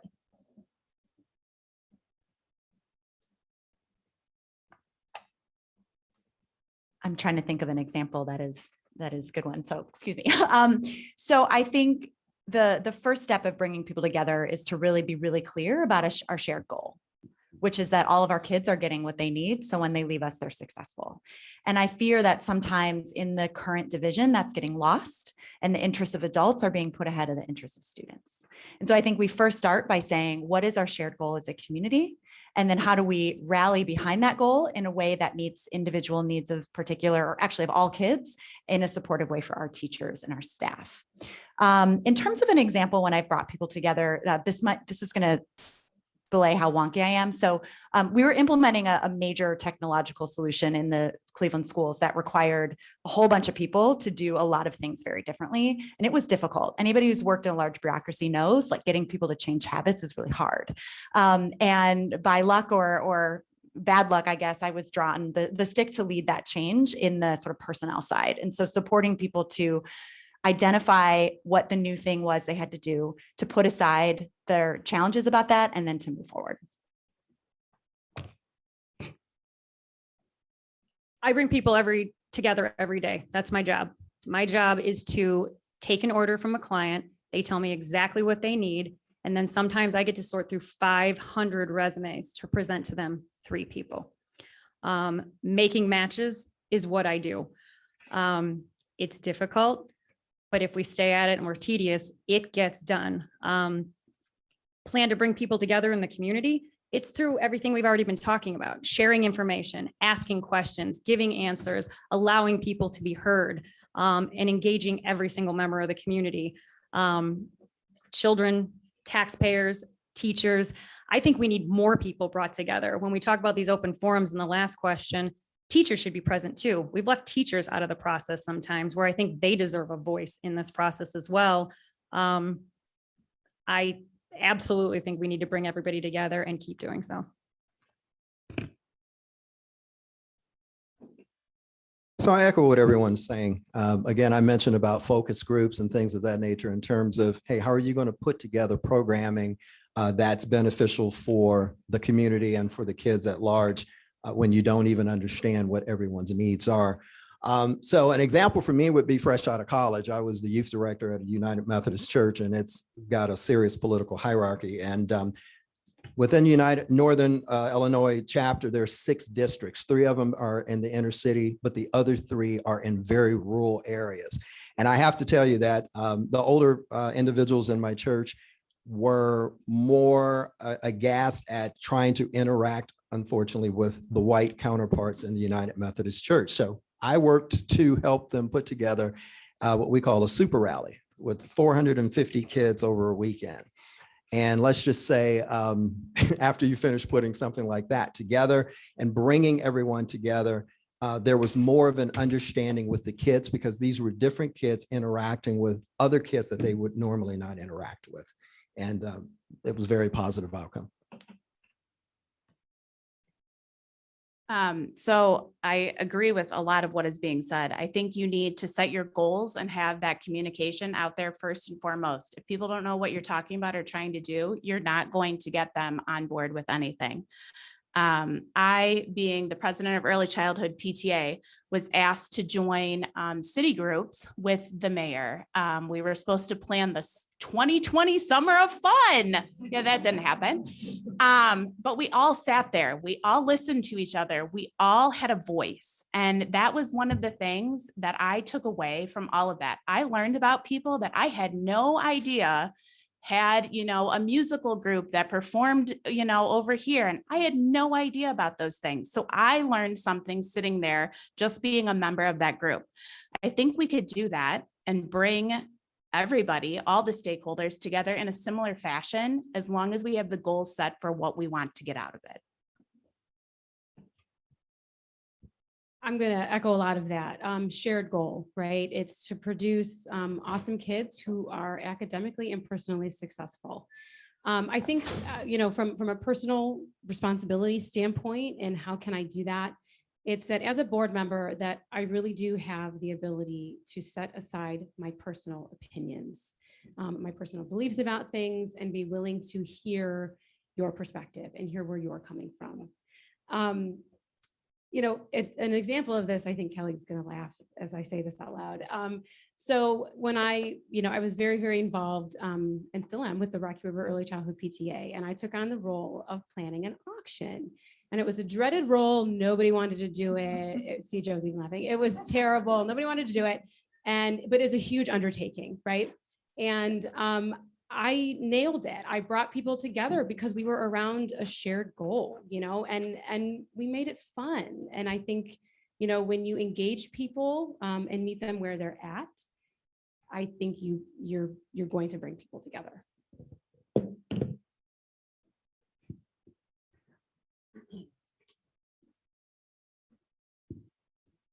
Can you share your thoughts on Can you share your thoughts on our school lunch offerings in Rocky River? Me? Yep. Oh, I like this one.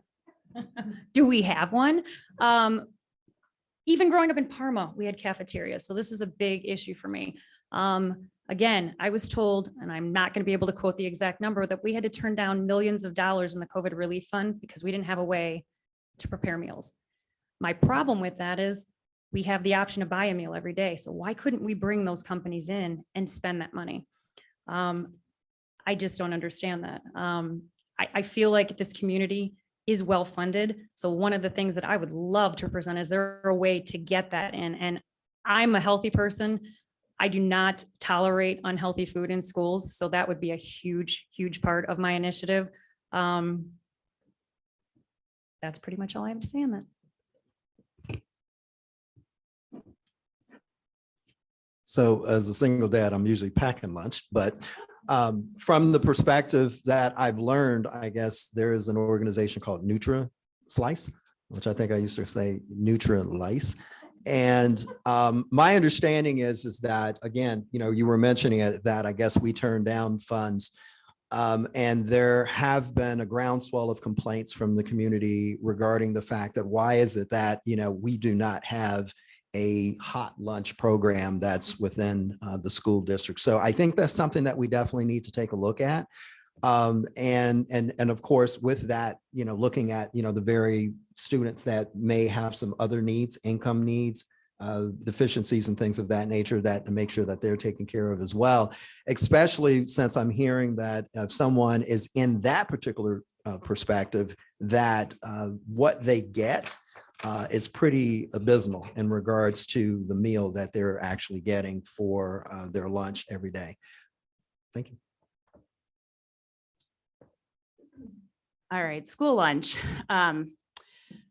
I have different perspectives on it, living it as a teacher and seeing all the food that goes to waste makes me cringe. But I also understand why you need to have it. It is hard because both Goldwood and Kensington do not have a space for a cafeteria to provide traditional hot lunches that you think of when you say a hot lunch. I know the district has turned down money. They also said they needed to spend somewhere around $150,000 just to be able to bring those lunches to both Kensington and Goldwood. Dr. Schoaf has said many times that he would love to bring breakfast to the schools as well. And this was something that the levy was going to focus on, is being able to get those hot lunches into the younger kids. Our kids that are low income get their lunches for sure. They are not, they have to have them. Agreed, they could probably be a little bit better. But again, there's lots that go into school lunches, and unfortunately, we have to weigh all of the different ideas going forward. Yeah, so I do think that Kelly is correct, is that after talking with the administration and being a part of those board meetings, that it would have been about $150,000 investment for the district to take on. Now, my understanding of the program is that it was a reimbursement program. And so you were only reimbursed for what was taken. And given the situation that we're in, we did just fail a levy. I don't think that it was a risk the current board was willing to take to make that investment and not know if it was going to pay off. So I think to everyone else's point, yes, the NutriSlice program definitely expanded the offerings for lunches at Goldwood and Kensington. My kids wanted to try it sometime. So, you can get Cocoa Puffs. I mean, they do have some unique offerings, healthy, I'm not sure, but unique. And so I think that this speaks to, passing a levy. If this is a topic that the community really feels strongly about and parents feel strongly about, then we need to pass a levy in order to be able to provide that.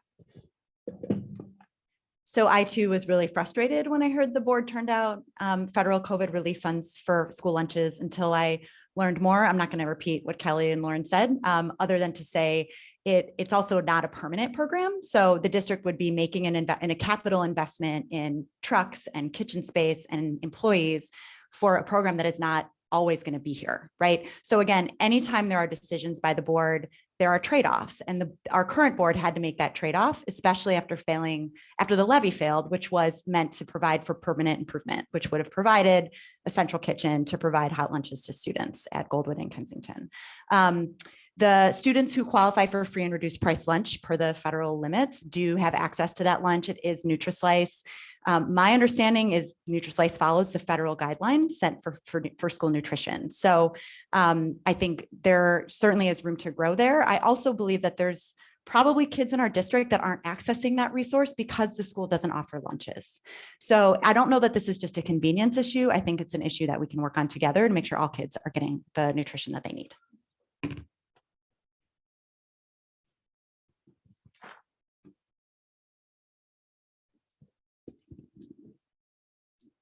Many community members do not have children in the district, but they do support it and want to feel as they too are valued stakeholders.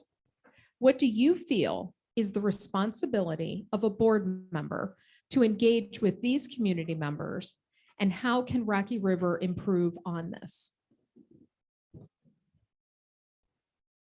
Oh, is it me? I got confused.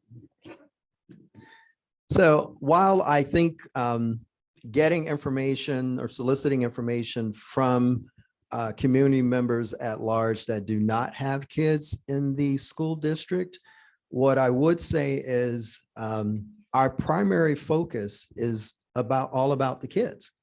And so when it comes to curriculum, when it comes to safety, when it comes to the well-being of our kids in the school district, the importance should be on the people who have stake in the game. And from the perspective that if you have individuals who, let's put it this way, if you are someone who wants to be a leader, on the board or what have you, but yet you haven't shown that you even trust the system that you're trying to run for, then I think that's an issue. I think that, the one perspective is that if you have kids in the school district, you're more empathetic to some of the plights and things that people may have to go through. Circling back around, I know I've said this a ton of times, but communication. If you can hear what the community members are telling you, especially non-parents, why they're not voting for a levy, why they're doing this, then you can answer their questions. You need to be able to do that as not only a board member, but the superintendent. We just need to be more transparent with everything. I also think that board members need to be more involved. If you see the board members out and about, you are able to talk to them and they can hear things and bring those concerns to the table that may not have gotten there in any other way, shape, or form. I know growing up in Rocky River, we did everything. My parents took us to everything. So we knew a lot of different people in different places. And I feel like that's what a board member should do. And I feel like with having people out in the community and having better communication, we can hopefully bring everybody together for our number one priority, which is the kids, but then have everybody agree on, the ways that we should do it. I think, to echo a little bit of that, I think for community members to be visible and engage with all community members, to really sort of that shared goal perspective and make them feel valued. I also think that getting kids out there to really show like, hey, this is your product, so like I know Twinsburg does, they have kids at board meetings to say the Pledge of Allegiance. They invite local, Girl Scout troops or Boy Scout troops to participate, so is there areas where we can do more community output? I also think that it's a real opportunity to provide some education to non-parents in the district, in terms of what are the kids doing in school? Like, is there project-based learning things that can directly affect the community? So I think it's an opportunity to provide a little bit more education as well.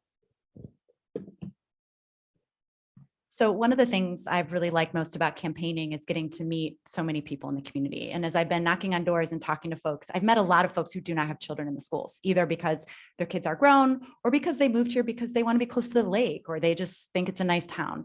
And the common thing that folks share with me is really deep pride in our schools, regardless of whether or not their own children are enrolled. And I think as a district, we can capitalize on that pride in a lot of the ways that I've shared previously. So continuing to share successes and to across the spectrum from preschool graduation through high school graduation, but also being really clear about the challenges the district is facing. I think if you're constantly only getting good news from the district and then you open up the Plain Dealer and read about something bad, like that sort of leads to a lack of trust. And so I think being really transparent about this is what we're really struggling with right now as a school district and why it matters to you as a property owner, as a taxpayer, as a resident, even if you don't have kids in the schools. And I think we can do that through a lot of the ways we've already discussed, open forums and clear communication, meetings, involvement in the community. I think that vote is the key. If we don't get the vote of the taxpayers that don't have kids, we are in trouble. There was a group, several members of the community that took credit for this levy failing.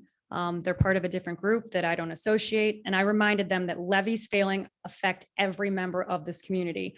And what they saw as a tax increase is going to seem like nothing in comparison to what's going to happen to this entire community, including our property values, if this continues to happen. If a levy fails 3 and 4 times, it affects every single person in this community. I have been talking to those people, but they do have issues, and it's that they don't know what's going on. So transparency has to be better.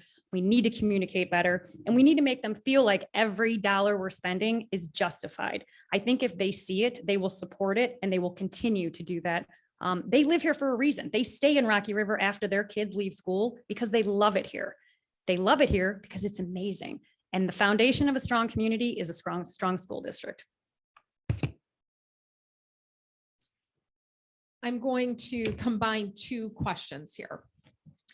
Over the past few months, I know you can all write. Here we go. Over the past few months, some of your opponents have spewed the most hate-filled bigotry.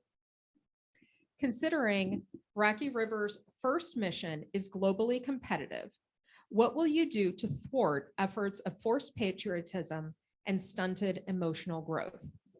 And then the follow-up to that is, do you think students should be allowed to kneel and sit during the anthem and pledge in protest at sporting events or assemblies?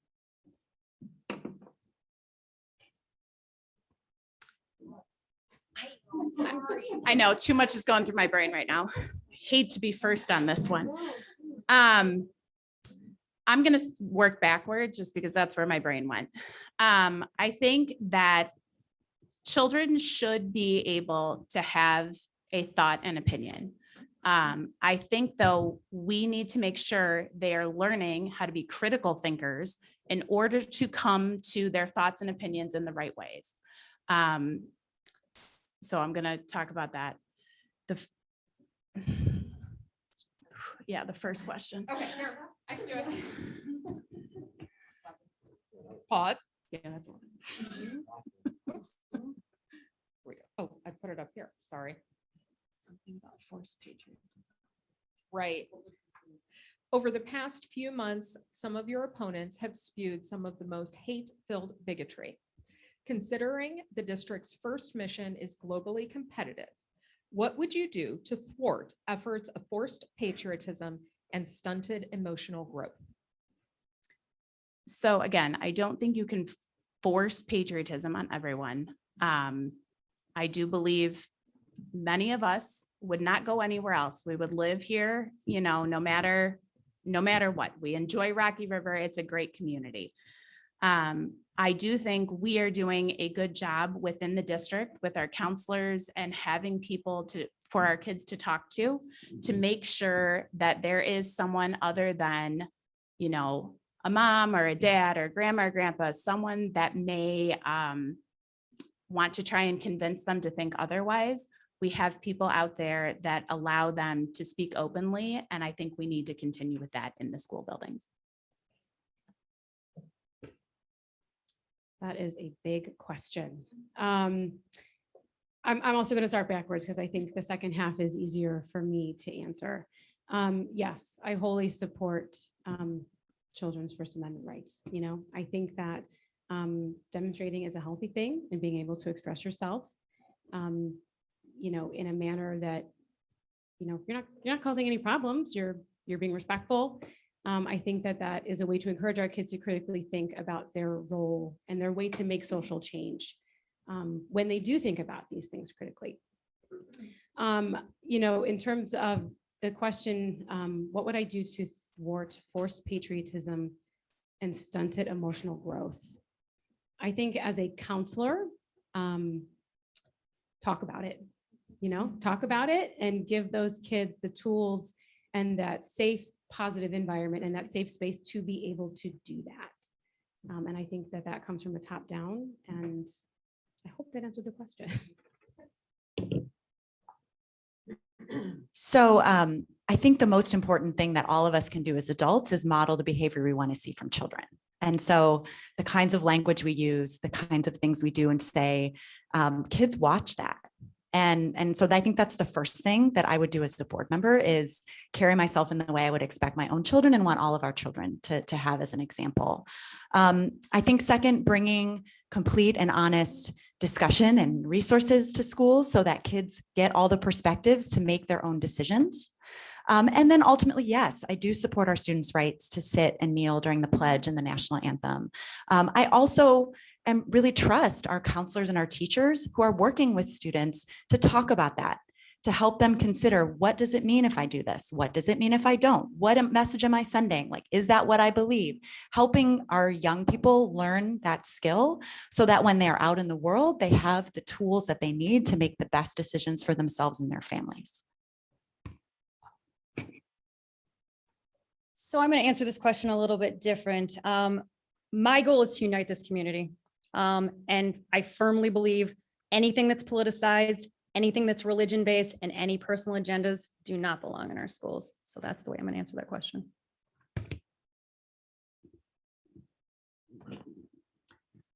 So Einstein says education is not the learning of facts, but the training of the mind and to think. And so when you talk about how would you deal with forced patriotism, try defeating HB 322 and HB 327 and teach the truth in history. If our kids see themselves in contributing in history and the truth in history, they have a better idea of bringing closure to and attributing to things that are taking place currently. But if you're taking that out of the curriculum, then they have nothing to attribute it to. Therefore, they don't understand why people kneel or why someone is expressing their First Amendment rights. Again, it goes back to that DE&I training for not only the board, but the community members as well. So that once they understand it, then that's another conversation that they can also reinforce, with their kids as well. Okay, last question. In what areas do you think the district needs to evolve? So I'm going to go back to my thought about I would really love to see some diversity specific programming. I think that, since we ended our relationship with the Diversity Center of Northeast Ohio, I think that we can definitely, re-evolve that programming. In the trend of global citizenship and things that we've been talking about that natures, I think meeting students where they're at, but giving them the tools and resources to get where they need to be. That's it. So one of the things that I think is most important is actually thoughtful recovery from the pandemic for our kids. And so evolving in being able to really clearly at a child level understand what gaps do children have or what learning did they miss or lose as a result of the instability of the last 18 months, and then equipping our teachers and our leaders in the schools with the resources and tools they need to make plans for every child. I don't know that, I think we have room to grow in how we do sort of differentiated intervention for different kids, different sorts of resources. And I think that's time. Oh, that's okay. Can I say one more thing? Okay. No, sorry. I was like, oh, that can't be. So the second, and so that's related to the second point, which I think is deepening our success intervention for vulnerable learners, especially children with disabilities, because that's where most of our gaps remain as a district. And then finally, I'll echo Lauren in re-engaging in diversity programming with the right partner for our community. And I look forward to playing a role in sort of that vetting process so that the community is confident in the partner that we choose. I think it goes back to communication. I think more than anything, we need to stop focusing on our differences and realize we truly have a common goal. At the end of the day, we want our kids to get a good education. We want them to be safe. We want them to be healthy. We want them to be happy. And as a board, we're going to have different opinions. That's clear as we all sit here. And it was mentioned different members that are different opponents. They do have different views. but it's very likely it could be one or two of them sitting up here with anybody else that's sitting here. So we are going to have to figure out a way to unite for that common goal. This is for the kids. This is for our community. So we need to stop focusing on how we differ and how we are the same. We all want our kids to get a good education. We want to live in a strong, well-supported community. So let's do that. Stop fighting and focus on what we agree on. And it's that our kids need a good, solid education. So the education comes in many forms, and I will echo what everyone has said about diversity.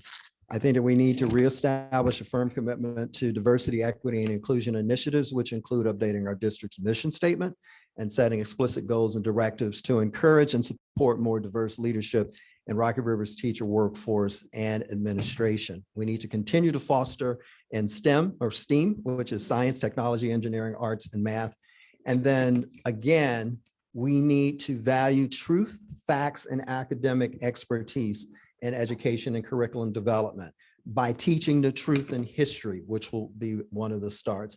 And then, of course, what everyone has said from a communication standpoint, where we can really evolve is we have to, in order to understand one another, we've got to start at a common place. So with focus groups, surveys, understanding who is in the community and where the needs are, and then maintaining that transparency and leadership and decision-making with clear communication. I think that, we can evolve from where we've been over the last couple of months.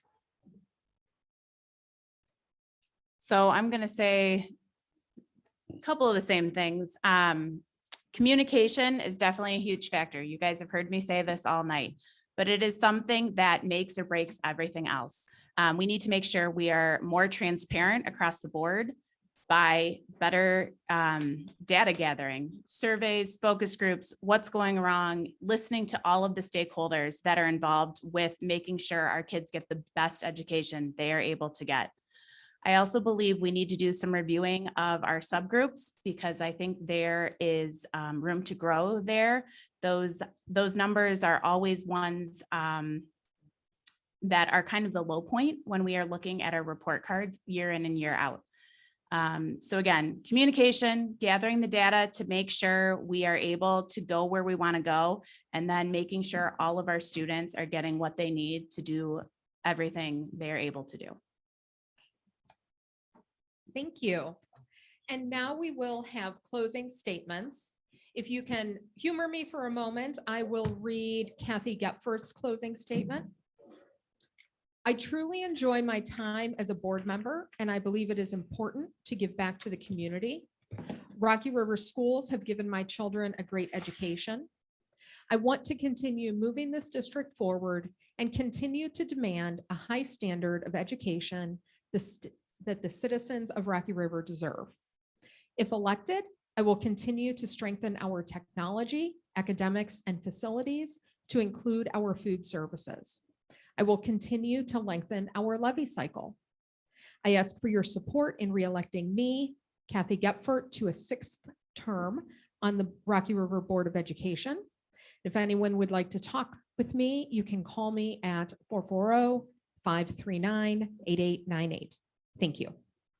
And for the closings, let's go in reverse order from the intros. Sorry. Just a reminder that these are 30-second closings. Yes. Thank you. Thank you. I first and foremost want to thank the wonderful women who put on this forum and all your hard work. I want to thank all of you for coming and everybody watching and the community for just being engaged, and certainly to all the candidates sitting up here. This is a difficult thing to do, so thank you for being here. I want you to know about me that I have the best interest of all students, their learning outcomes, and continuing to push for the success of Rocky River. And we talked about so many topics in so little time. So if, I'm happy to continue the conversation, visit our website, negreyandwilsonforschoolboard, and I think there's stuff over there that you guys can get.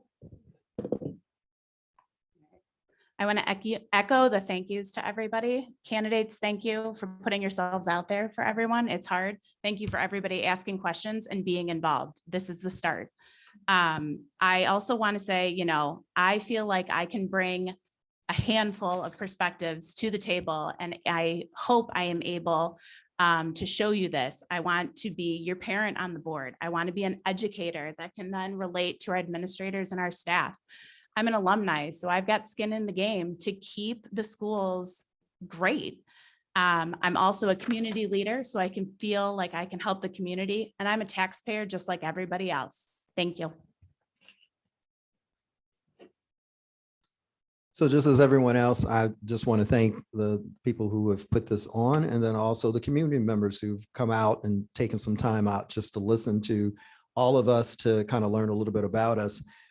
I guess I'm the wild card in this, in the thing, because with my background in terms of engineering and in terms of in the medical field, I bring a different perspective in regards to problem solving and in terms of bringing people together.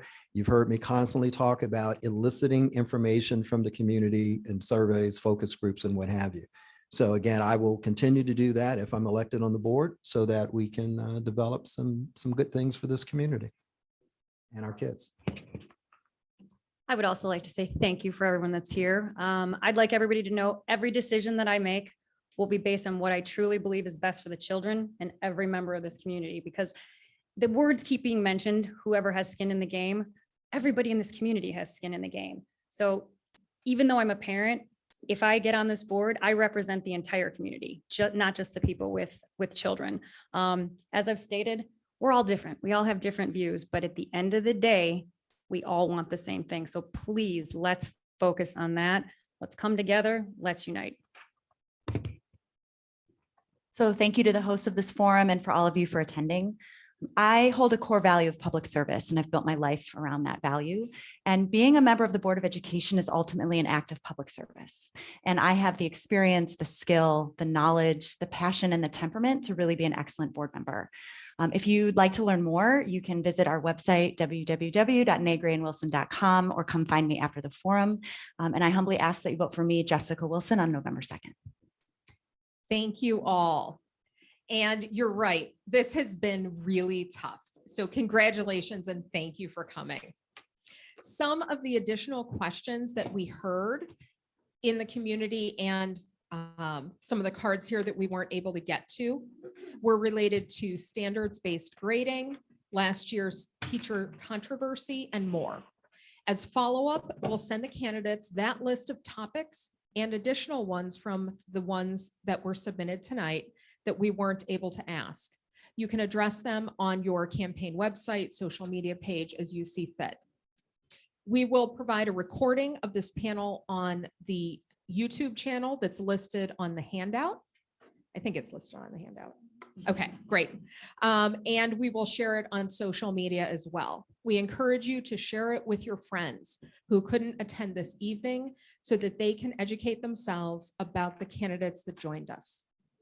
Again, please go to the League of Women Voters Forum on October 21st at 7 p.m. at Memorial Hall. And finally, please be sure to stop at the table over here to pick up information about each candidate. The library is going to hit its ding dong sound in just a moment. So I will wrap up. Thank you and enjoy your evening. Sleep well.